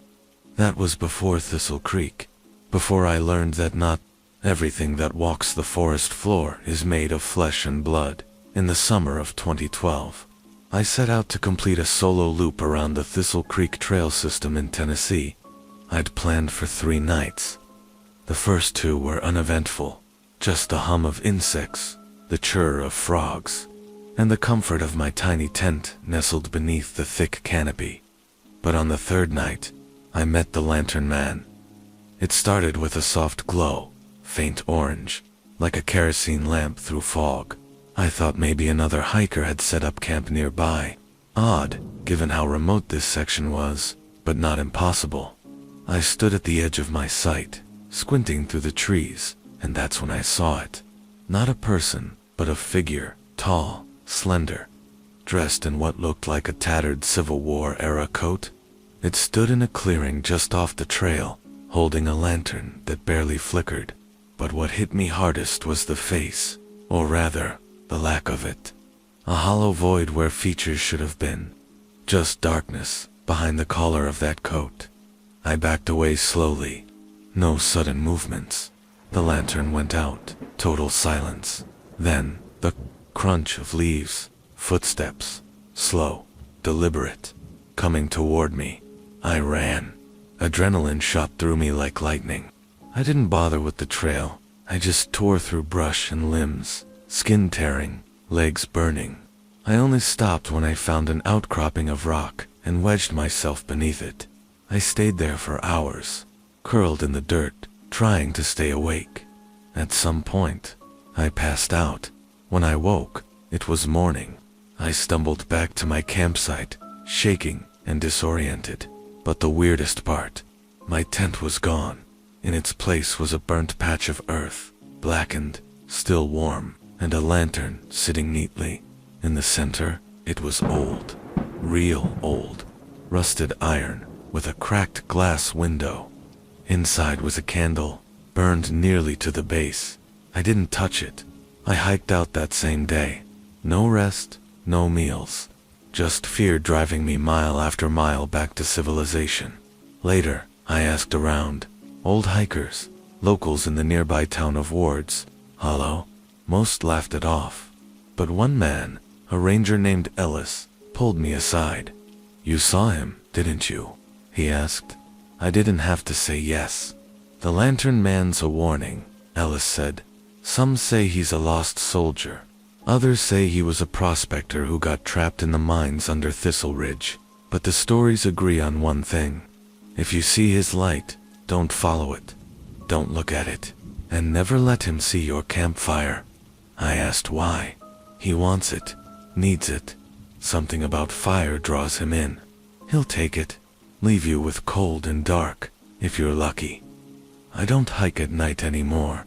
And I don't light campfires in unfamiliar woods, because I know he's still out there, walking the ridges, lanterns swinging, looking for the next soul who thinks they're alone out there in the dark.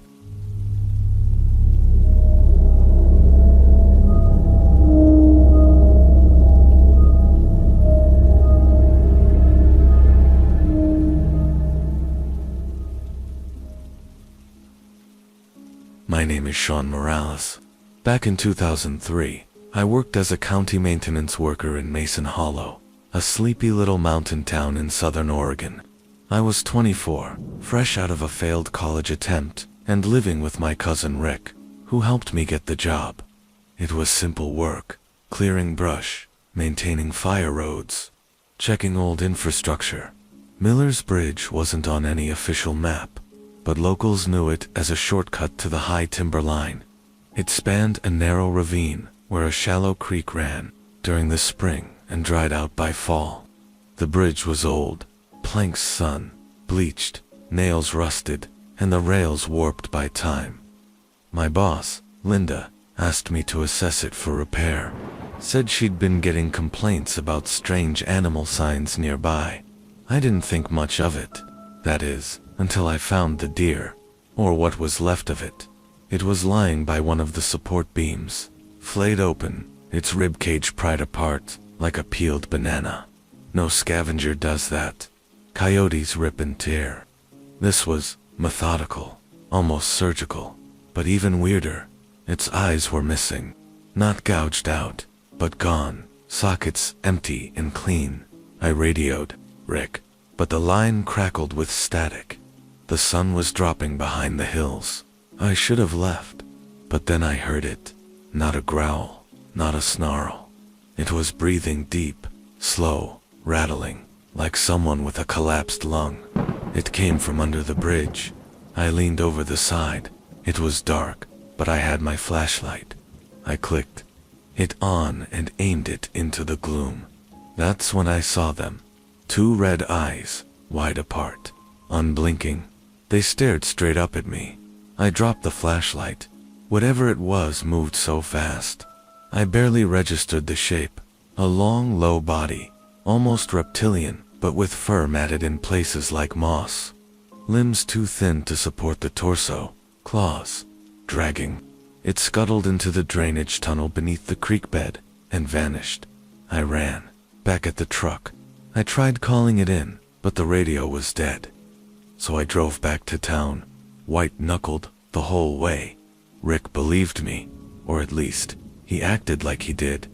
We drove out the next morning, just the two of us. The deer was gone. So was my flashlight, but in the soft mud under the bridge were tracks. 4, toed, like a dog, but far too big, and claw marks that dragged behind them, like whatever it was, crawled belly. First out we marked the bridge as unsafe and barricaded the path. Linda told us to keep quiet. She didn't want tourists poking around after ghost stories. Over the next few months, more animals went missing. Goats, A few dogs, even someone's outdoor cat colony. Always the same. No eyes, no blood. Just hollow bodies found near creeks or trails, and then people. First was Ethan Blackwell, a retired school teacher. Never came back from his evening walk. Then a couple from out of state, camping by the ravine. All that was found was a shredded tent and drag marks. Eventually, the county closed off the whole area, claimed unstable soil conditions, but locals still talk. Say something still moves through the woods, especially on foggy nights. Some say it's a mutated predator, some kind of cryptid born from forest rot and runoff. I call it the red-eyed thing. That's all I have to name it by, too.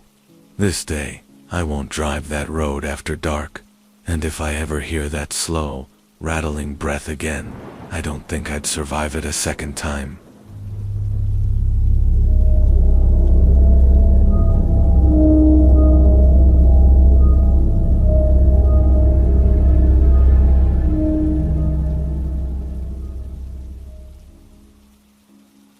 My name's Lacey Garver, and when I was 17, I spent the worst summer of my life in the Appalachian foothills of North Carolina.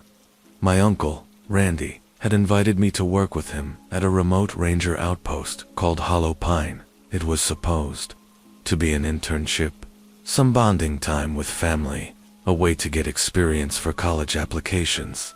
I expected trail maintenance, wildlife logging, maybe the occasional bear sighting. I didn't expect what I saw.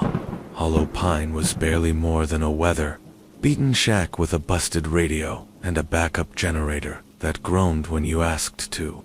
Much of it was wedged between steep ridges, tucked in a pocket of woods so thick, daylight struggled to break through. Uncle Randy lived there full-time, and his only neighbor was Old Man Dwyer, a recluse who lived about 3 miles down trail in a collapsed hunting cabin that had half its roof missing. You hear anything weird at night? Randy said on my first evening, "Don't open the damn door." I laughed, thought he was joking, but he wasn't smiling. That first week was uneventful. I cleared brush, cleaned latrines, logged animal sightings. We saw a fox with 3 legs, a black bear that was way too comfortable around humans, and once, a bobcat sunning itself on the ranger station roof. But on the 8th night, I heard the cry. It was after midnight. I had just turned in when I heard what sounded like a woman screaming, long, high-pitched, and full of pain. I bolted upright, heart pounding. It came from the woods to the north. Randy was already at the window, his rifle in hand. "Is that someone?" I asked. He didn't answer right away, just peered into the dark. "It ain't human," he finally said. "And don't go chasing it, no matter what you think you hear." That scream came back the next night, and the one after. That, always the same, faint, but close enough to chill your blood. Sometimes it sounded like a woman crying, other times like a baby, but it never moved. It stayed fixed in that northern grove. Then things started going missing. First it was my flashlight, then my boots, then one of Randy's traps, a whole steel snare that had been ripped from the ground like a weed. I started seeing things too, shapes between the trees. Once, just before dawn, I saw a silhouette at the edge of the tree line, tall and narrow, like someone stretched a person too thin. It didn't move right, too smooth, almost like it was floating. Randy started leaving salt lines at the thresholds, told me not to step over them after dark. I asked what he thought it was, but he just muttered something about mountain whispers and not ours to name. Everything came to a head on my 15th night. We heard the cry again, but this time it wasn't in the north. It was right outside the station. Louder, closer. I grabbed the rifle. Randy told me to stay inside. He stepped out onto the porch and shut the door behind him. The screaming stopped. I waited. 10 minutes. 20. Then I heard footsteps. Heavy. Wet. But it wasn't Randy. Whoever, or whatever, it was walked around the cabin twice. I could hear them sniffing, breathing. Something brushed against the wooden walls, and then came the knock. 3 soft raps on the door. I didn't move. Then I heard Randy's voice. "Lacey, open up." But it didn't sound right. Like someone trying to sound like him. Too calm, too slow. "Lacey, open up." I backed away, heart hammering. Then another voice, this time outside the window. "Help me, please." It was a woman's voice, but her lips weren't moving, because she didn't have lips. Just skin stretched too tight over a jaw that opened too wide. I don't remember screaming, but I must have, because Randy burst through the back entrance a few seconds later, eyes wide and gun drawn. He fired once, and whatever was outside shrieked, a sound like metal tearing through wood, and vanished into the woods. We left the next day, packed up the station, and hiked the long way down, avoiding the North Trail. I never went back. I looked it up years later, found a few similar stories scattered across forums and local legend pages. Folks call it the Wailer, or the Hollow Cry, a mimic, a cryptid that lures people into the woods by mimicking voices. Some say it's a spirit, others say it's something older. All I know is it wore a face that wasn't its own, and it wanted me to open the door.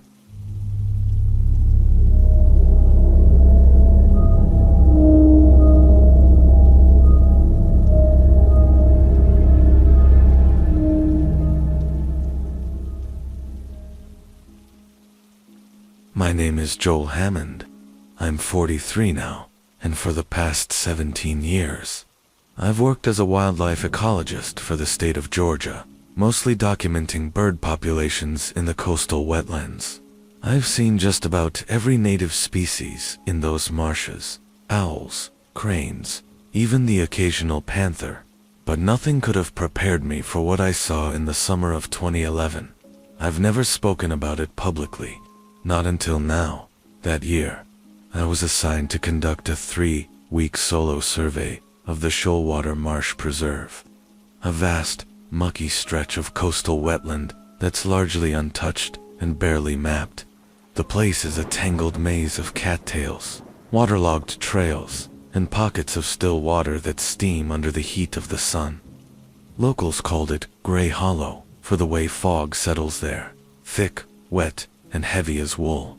The first week went smoothly. I kept a detailed log of my sightings, set up motion, activated trail cams, and navigated through the shallow waterways with my kayak. There was a kind of tranquil rhythm to the days. I cooked over a small camp stove, slept in my tent, and listened. 2 frogs and nightbirds serenade the dark. But by the 9th day, that peace began to unravel. It started with sound, not the usual insect chatter or frog croaks. Those went silent. Instead, I began to hear something else, just after sunset. Low, pitched clicks and guttural noises, like wet wood being snapped or bones cracking. It came from the fog, from beyond where my lantern light could reach. The first time I heard it, I sat frozen in my tent for nearly an hour, clutching my field knife, heart thudding like a drum. The next morning, I found one of my trail cams torn from the tree and smashed into the mud. Another was missing entirely. I tried to rationalize it, maybe a bear.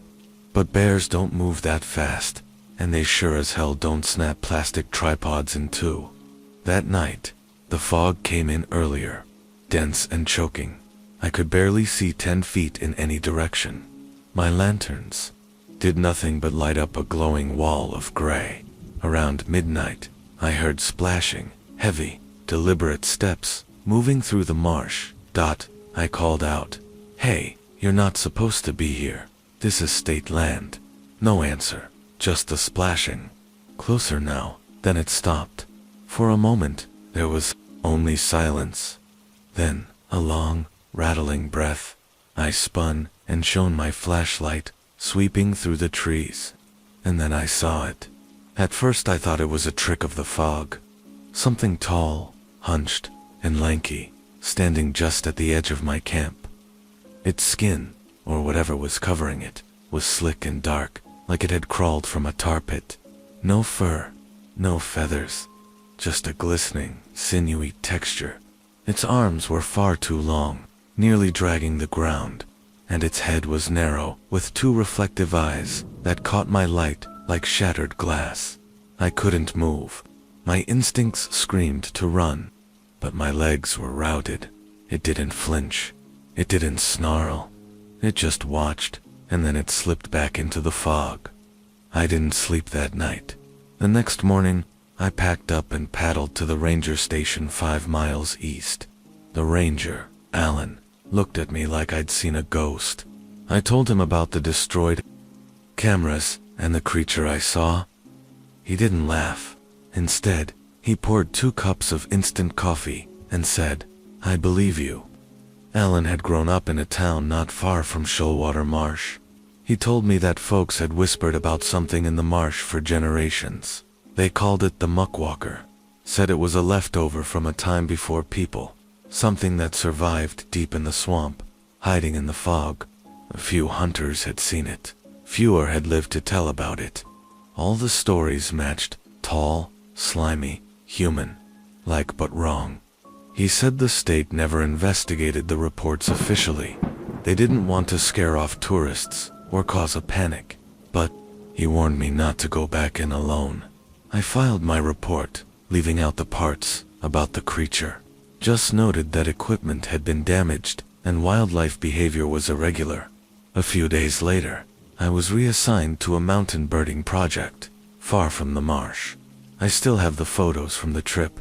Most are harmless: herons in flight, fox tracks, a stunning red sunrise. But there's one photo from the camera that vanished, that I recovered from the cloud weeks later. It's grainy, nearly pitch black, but if you brighten it, you can see a shape, tall, hunched.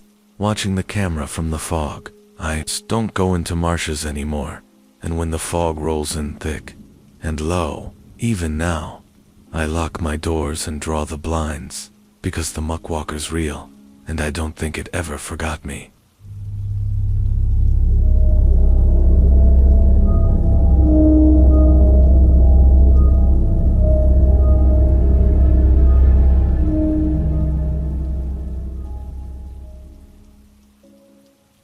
I can barely remember what life was like before we found that game on a June night. We were 6 high school kids, bored out of our minds, trying to fill the time. Most of us had summer jobs, but we were saving for college, so we didn't want to spend much money.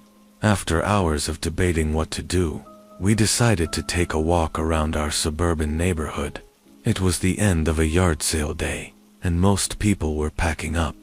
A few were still outside, eager to sell the last of their stuff. We didn't plan to buy anything, but I always liked to look around, hoping to find a hidden treasure. Even though I usually regretted my purchases later, I started digging through a shoebox full of old board games, hoping to find one we could play together. Since it was the end of the day, I figured I could get it cheap. At first, I only found games that were either in terrible shape or ones I knew my friends wouldn't want to play. I'm a huge board game fan, but my friends, not so much. It took me months to convince them to play D&D for my birthday, and that was a one-time thing. I was always searching for a game they might actually enjoy. I was about to give up when I noticed a game at the bottom I'd never seen before: Tasks with Friends. The tagline read, "The game you and your friends will never want to put down." The box was colorful, but worn, like it had been played many times. It looked old, but not so damaged that we couldn't use it. I tried to open it, but the sides were taped down, which made sense. No one wants game pieces flying everywhere. There wasn't a price on it, so I went to find the owner. "Excuse me, how much for this game?" I asked, excited by my find. "Oh, that old thing. I don't know. Do you have $1 on you?" she said, barely looking at me as she packed up her unsold items. I started digging through my purse, but before I could find anything, she waved her hand. "Just take it," she said, going back to her packing. I couldn't help but ask, Is the game any fun? She shrugged. I never played it. My friend Jen gave it to me a few years ago because her kids got obsessed with it. She wanted it out of her house, but my family never got around to playing it. I thanked her and called my friends over to show them what I found. When they saw it was a board game, their excitement faded quickly. They rolled their eyes, knowing I was going to try to get them to play it with me. Kate, you know we don't do board games, Aaron said, already annoyed. Come on, guys. You've all been complaining about how bored you are. At least give it a try. It looks like fun, and none of us have played it before, so we can all learn together, I said, hoping to spark their curiosity. James came over and gestured for the box. I handed it to him, knowing if he got on board, everyone else would follow. As he examined the box, I watched his expression change from doubt to interest. Damn, this actually looks fun. Let's go play, he said, sounding more excited than I'd ever heard him before. He started jogging toward his house, with me right behind him, and the rest of the group trailing behind, looking confused. James was usually the one most against playing board games, so his sudden enthusiasm was surprising. We got to James' house and walked inside, where his mom gave us a confused look. She wasn't used to seeing her son so excited about anything. Before we could explain, we heard James calling us from the basement. We ran downstairs to find the game already set up on the floor. James was sitting on a pillow, reading the instructions with intense focus. James, are we really going to play this? Bree wind. Yes, we are. I promise. Once you start playing, you'll have fun. I had time to learn the rules while you guys were coming over, James said as he shuffled a pile of cards. After some back and forth, everyone eventually sat down. James began to explain the rules straight from the instruction manual. At first, we all laughed it off, thinking the game was just getting creative. That's wild, Aaron said, chuckling. How'd the game know you were working today? He raised an eyebrow at AJ, but none of us were really concerned. The game was fun, and no one wanted to stop playing. We continued on, diving deeper into the cards, each more intriguing than the last. As time went on, the tasks got stranger. A card I drew instructed me to steal something from another player without getting caught. It was labeled as a secret task, and I immediately felt a jolt of adrenaline. I had to swipe something. Subtle but noticeable enough for me to call attention to it later, without anyone catching me in the act. During the next few rounds, I saw my chance. AJ's phone was sitting next to her, slightly out of reach, but she was too focused on her task to notice me. While James was explaining the rules of his new public card, I slid her phone into my hoodie pocket. No one saw. My heart pounded in my chest as I forced myself to sit still and act normal. 2 rounds later, when it was my turn again, I couldn't hold it in any longer. Task completed, I announced, moving my token 3 spaces forward. AJ checked her pockets for her phone and gasped. Wait, did you take my phone? She asked in disbelief, and when I revealed it, we all burst into laughter. But as the hours ticked by, the game slowly started to take a darker turn. It wasn't obvious at first. More cards started referencing personal details about us, things the game shouldn't have known. Aaron drew a secret card that required him to text his ex-girlfriend something embarrassing without getting caught. He seemed hesitant at first, but he did it. When the notification popped up on his phone, a few minutes later, we all screamed with laughter. James drew a public card that said, "Break something valuable in the house." We thought it was funny until he picked up a family photo frame and smashed it without hesitation. His mother's face in the photo looked so sad as the glass cracked across it. None of us said anything, but it felt like we had crossed an invisible line. Henry drew a card that instructed him to lock the front door and don't let anyone leave until the game is over. It was a secret task, so when he quietly stood up and did it, we didn't notice right away. It wasn't until much later, when Aaron tried to leave for a quick break, that we realized we were locked in. We all laughed nervously, thinking it was just Henry being funny, but when I saw the look on his face, I knew something was off. He shrugged, saying, "Hey, it was my card. I can't lose, right?" That's when Bree drew her next card. She hesitated, looking down at it for a long time, before reading it out loud. Public card, tell the group your darkest secret. The room fell silent. Bree was always the strong, stoic one in the group, never showing vulnerability. We all waited, expecting her to say something silly or brush it off, but her face turned pale. "I can't. I don't want to," she whispered. James egged her on. "Come on. It's just a game. We all know it's not that serious." But Bree shook her head. "No, you don't understand. This secret, it could ruin everything." We sat in stunned silence, watching her fidget with the card. Her hand trembled as she placed it on the ground, staring at it like it was a loaded gun. Suddenly, AJ spoke up, her voice shaky. "Guys, maybe we should stop playing." But it was too late. The game had us in its grip. Henry drew his next card, a secret task again, and I noticed his hands were shaking too. His eyes darted between us, as if he was suddenly afraid. "I'm out," I said, standing up. "This game is getting too weird." "No, wait." Aaron grabbed my arm. "We can't just quit. The rules. What if something bad happens if we stop now?" I scoffed. "It's just a game. A stupid game. We can stop whenever we want." But Henry's voice came out in a low whisper. "We can't." I froze. "What do you mean, we can't?" "I tried," he muttered, his eyes wide with fear. "When you guys went to the bathroom earlier, I tried to stop. I tried to put the cards back in the box, but it wouldn't let me." "What are you talking about?"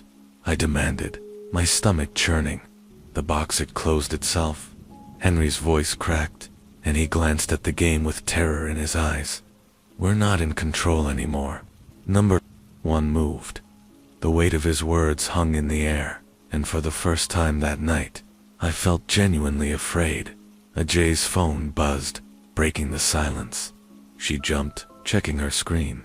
"It's my manager. He says, if I don't come to work, I'm fired." We stared at her, speechless. "What do we do?" Bree asked, her voice shaking now. "We can't just keep playing." But, as if in response, the deck shuffled itself. Cards began to lift from the top, slowly floating into the air before dropping back down, ready for the next player. The game wasn't over, and it wouldn't stop until it had what it wanted, and I wasn't sure if that was just a finish, or if it was something much worse. The air in the old treehouse was thick with anticipation as the next game began. Despite the musty smell and dim light, none of us seemed to care. We were like zombies, drawn back to this cursed game, and although we didn't admit it, we knew something was deeply wrong. But the pull was too strong, like a drug we couldn't resist. Bree was the first to draw her card. It was a public one, and she read it aloud with shaky hands. "Do a handstand for as long as you can. Every second equals 1 space." The group cheered her on half-heartedly, but the excitement we once felt was starting to wane. Even the easy laughs and cheers didn't have the same spark as before. Bree gave a weak smile and attempted the handstand, failing miserably. It was obvious she wasn't focused. After a few seconds, she fell over onto the creaky floorboards, collapsing into a fit of nervous giggles. James smirked, pulling his card. Next, a secret one. He didn't even try to hide the glee on his face as he read it. "Guys, I have a secret task," he said, trying to suppress a grin. We all watched him intently, eyes wide, waiting for him to make his move. But Aaron cut in, grabbing his card. "Let's keep it moving. It's getting late." He flipped his card and groaned. It was another public one. "Sing Twinkle, Twinkle, Little Star, but replace every word with a rhyme," he muttered. Normally, we would have found it hilarious, but now it just felt forced. Aaron half-heartedly sang the ridiculous version of the song, his voice barely audible. No one was laughing anymore. Task complete, he sighed, moving his token forward on the board. But it felt like a formality at this point. Then came Ajay's turn. She pulled a secret card, and we all stiffened, wondering what it would be. She read it silently, her expression blank. But there was something about the way her face tightened that made me uneasy. Henry leaned forward, staring at her intently. "What is it?" he asked, his voice low. She didn't respond. Instead, she just nodded and tucked the card into her pocket, her eyes darting from one person to another. The tension in the treehouse thickened. My turn was next, and I hesitated, my hand trembling as I reached for the deck. I knew whatever card I drew would push me deeper into this madness, but I couldn't stop myself. The pull of the game was too strong. It was a public card. Walk to the edge of the forest and scream for 30 seconds. I read aloud. Everyone exchanged uneasy glances. The treehouse was deep enough in the woods that the nearest house was far off, but something about the task felt wrong. The forest seemed darker now, more sinister.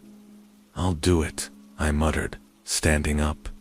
As I climbed down the ladder and made my way to the edge of the clearing, I felt my heartbeat quicken. The moonlight barely lit the trees, and the air felt heavy, like the forest was watching me. I opened my mouth and screamed into the night, my voice echoing through the trees. It should have felt cathartic, but instead, it felt like I was waking something up, disturbing something that had been slumbering for far too long. When I came back to the treehouse, everyone was sitting in a tense silence. No one asked me if I completed the task. It didn't matter anymore. The game wasn't about fun, and it wasn't about winning. It was about the control it had over us. The next few turns were a blur. People pulled cards, completed tasks, and moved tokens, but none of it registered. My mind was focused on how everything had changed. The cards were manipulating us, pitting us against each other, making us hurt the people we cared about most. James suddenly stood up, his face pale. He reached into his pocket and pulled out the secret card he had drawn earlier. His hands were shaking, and he threw it onto the board, his voice trembling as he spoke. My card said, "To push someone off the ladder." The group froze. "James, what the hell are you talking about?"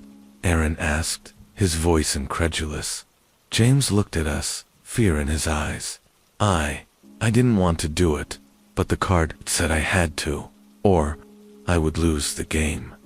Bree's face twisted in horror. "You were going to push someone off the ladder. Are you insane?" I didn't. I couldn't. But don't you get it? This game it's controlling us. It's making us do things we don't want to do. A cold shiver ran down my spine. We all stared at the board, the tokens scattered across it like pieces in a sick game of chess. The realization hit us all at once. We weren't playing the game anymore. The game was playing us.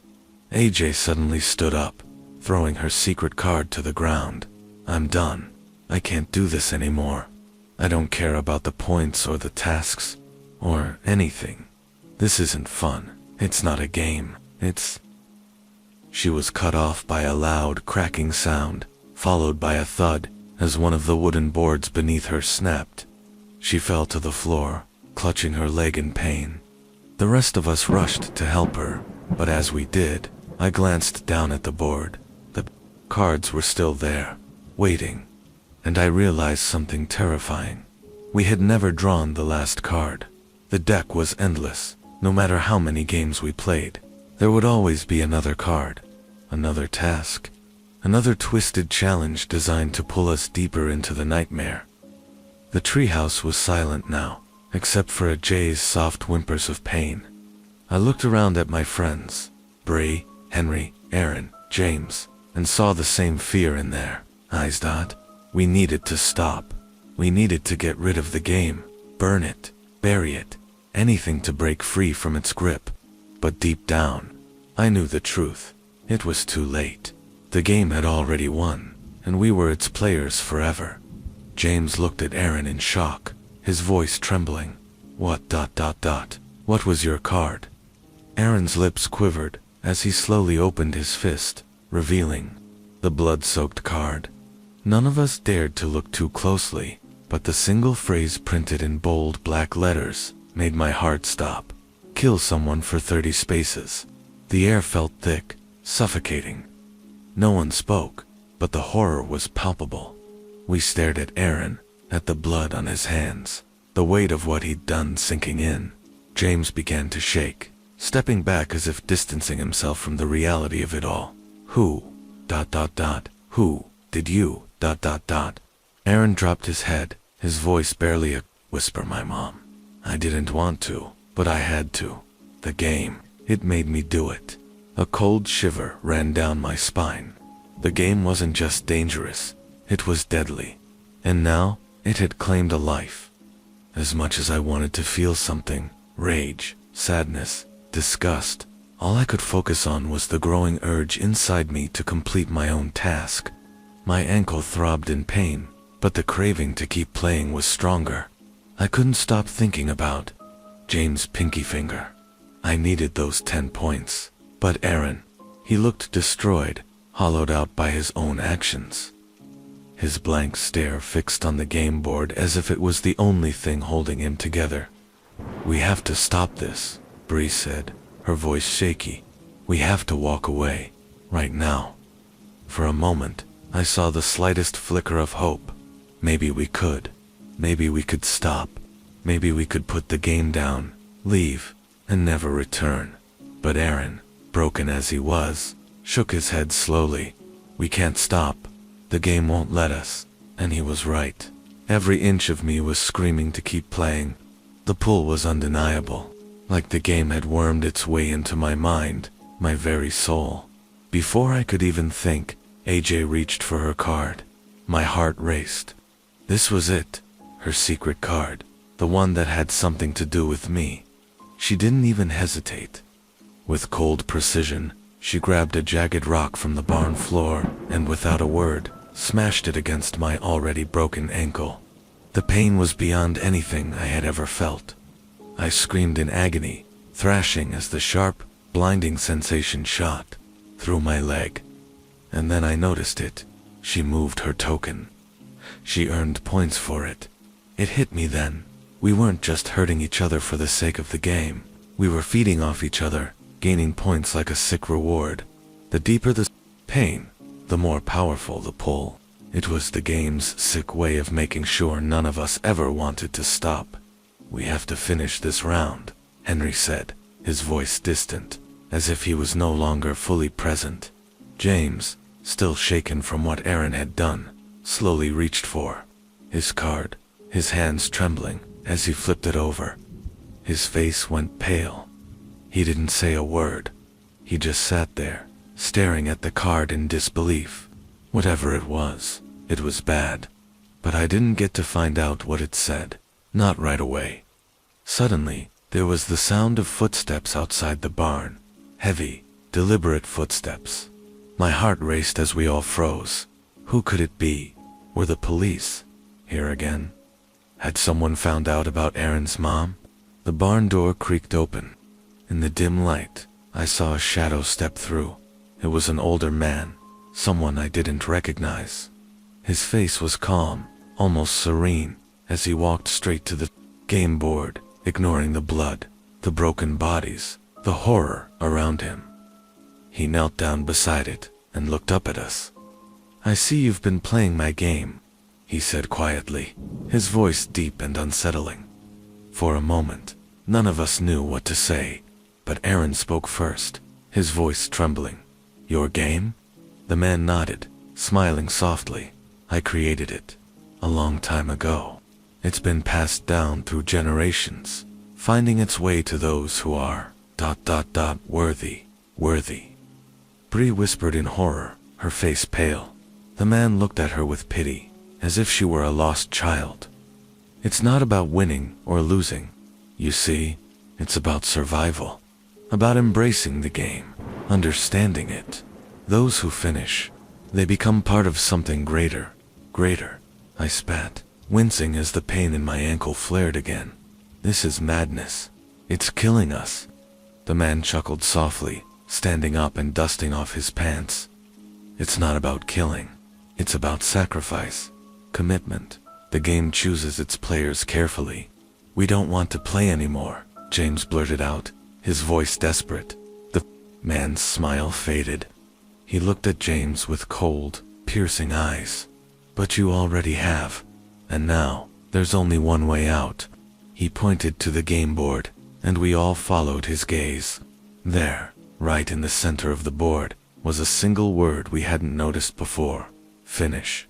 The man stepped back, folding his arms. The game won't let you go until you do. Panic set in. I felt the walls closing in. There was no escape. No matter how badly we wanted to stop, we were trapped. Bound to the game, James looked at us, his face pale. So what do we do? The man smiled again, that same unsettling calm washing over his face. You keep playing. And so, we did. Because we had no choice. It was the last game we ever played. Tell me what you did right now. What the hell does your card say? Show us, James shouted, standing up in a rage. His voice boomed through the barn, echoing against the walls as the chaos mounted. Just as James was about to lunge at Aaron, Henry suddenly reached into his pocket, pulling out a matchbox we had used for campfires during our days on the run. We all froze, our eyes locked, on Henry as he struck 3 matches and tossed them into the nearest hay bales. Instantly, the dry straw caught fire, flames spreading rapidly across the barn floor. Way without wasting a second, saw her chance. She stomped on my already damaged ankle with all her might. A sharp, sickening crack filled the air as my foot twisted grotesquely to the side. I bit back a scream, the pain beyond anything I had ever felt. And as if that wasn't enough, she slammed her foot onto my other ankle, leaving me completely immobilized. She moved her token 12 spaces, and despite the agony, I felt an overwhelming high surge through me, the satisfaction of the game taking over every rational thought in the midst of the madness. Aaron's hand slipped, and his card fell to the floor. James immediately dropped to his knees, grabbing the card with trembling hands. As he read the words aloud, his voice cracked with disbelief and fury. Secret card. Kill James' mom. Move 30 spaces. Tears welled in James' eyes as his anger boiled over. You did this. For a stupid game. How could you kill my mom? Aaron's face was pale, his voice pleading, desperate. I didn't have a choice, James. You know what it's like. I couldn't control it. The game, ... It made me. But James had reached his breaking point. His face twisted in a mix of rage and heartbreak. It's too late for that, he muttered, barely above a whisper. Then, with a primal roar, James threw himself at Aaron, his hands locking around Aaron's throat, squeezing with all his strength. Aaron thrashed under him, gasping for air, but James was beyond reason. The game's hold on him had snapped, replaced by pure, unfiltered hate. I could barely process what was happening as the fire grew hotter and higher, spreading through the barn with terrifying speed. In a horrifying blur, AJ pulled a pocket knife from her jacket and stabbed Bree in the stomach. Bree let out a choked gasp, clutching her wound as the two of them tumbled to the floor. Locked in a deadly struggle, I lay on the ground, helpless, my body wrecked by the damage to my ankles. The searing pain was overwhelming, but the chaos around me was even worse. I glanced across the barn and saw Henry sitting in silence, watching it all unfold. His eyes met mine, and for a moment, I saw nothing but emptiness in his gaze. He reached for a card, even though it wasn't his turn. He didn't care anymore. I knew I had to escape. The fire was out of control, and if I didn't get out soon, I'd burn along with the rest of them. With a desperate grunt, I began dragging myself toward the barn door, ignoring the fire that now licked at my heels. I was barely able to move, but inch by inch, I pulled myself through the dirt. The game board clutched tightly in my hands. I glanced back one last time as I neared the exit. The barn was ablaze, flames roaring around the wooden beams. I saw Henry one last time. He wasn't trying to escape. Instead, he calmly placed his card on the board. Through the thick smoke, I managed to read it. Secret card, let the fire overtake. You move your token to the finish line and win the game. Henry didn't scream or struggle as the fire consumed him. He just stood there, motionless, accepting his fate as the flames engulfed him. With a final surge of strength, I dragged myself out of the barn just as it collapsed in a torrent of fire and debris. I was out, barely, but I still had the game. As I lay on the ground, staring at the burning wreckage of the barn, I looked down at the game board in my hands, and despite everything, despite the death and destruction, all I could think about was one thing: who would I play with now? I tried to start a new game, alone. I picked a card, but before I could even read it, I heard sirens in the distance. Police cars and fire trucks pulled up next to me. Paramedics rushed over, trying to pull me away from the game. I screamed and fought them, my mind consumed by a single thought: I needed to play. I needed the game. It was my only purpose. They sedated me eventually, and I woke up in a hospital bed. They told me I was the only one who had survived that night. My friends, the barn, everything was gone. My parents sat by my side, tears in their eyes, but I didn't care about any of it. I only cared about the game. I was declared insane and spared any punishment for what had happened. Our families had enough influence to cover everything up: the deaths, the fires, even James' mother's disappearance. But none of it mattered to me. The only thing that mattered was the game. And when they told me the game was gone, destroyed in the fire, something inside me broke. I lashed out at the doctors, the nurses, anyone who tried to come near me. The withdrawals were unbearable. I screamed for days, my mind unraveling without the game to feed my addiction. Eventually, I was sent to a psychiatric hospital. They kept me drugged, but even through the haze of medication, I could feel the craving deep in my bones. I thought about the game every second, every hour. My body itched with the need to play. After months of pretending to get better, they finally sent me home. I had learned how to hide my obsession, how to mask the madness inside me. My room had been stripped of anything dangerous. No sharp objects, no shelves, no windows without bars. They even put a lock on the door to keep me in. I sat on my bed, feeling hollow and empty. But as I looked around my barren room, something caught my eye. A flash of color at the back of my closet. My heart skipped a beat. I crawled over, my hands trembling as I reached into the darkness. And there it was, the game. The beautiful, colorful box, waiting for me. I tore it open, a wave of euphoria flooding through me. The paper cut from the box didn't even faze me. I sat down, ready to play once more. And that's when I drew my first card. Secret card. Spread the word about this game online so more people can join us. Move 20 spaces. So what do you say? Care to join me for a game?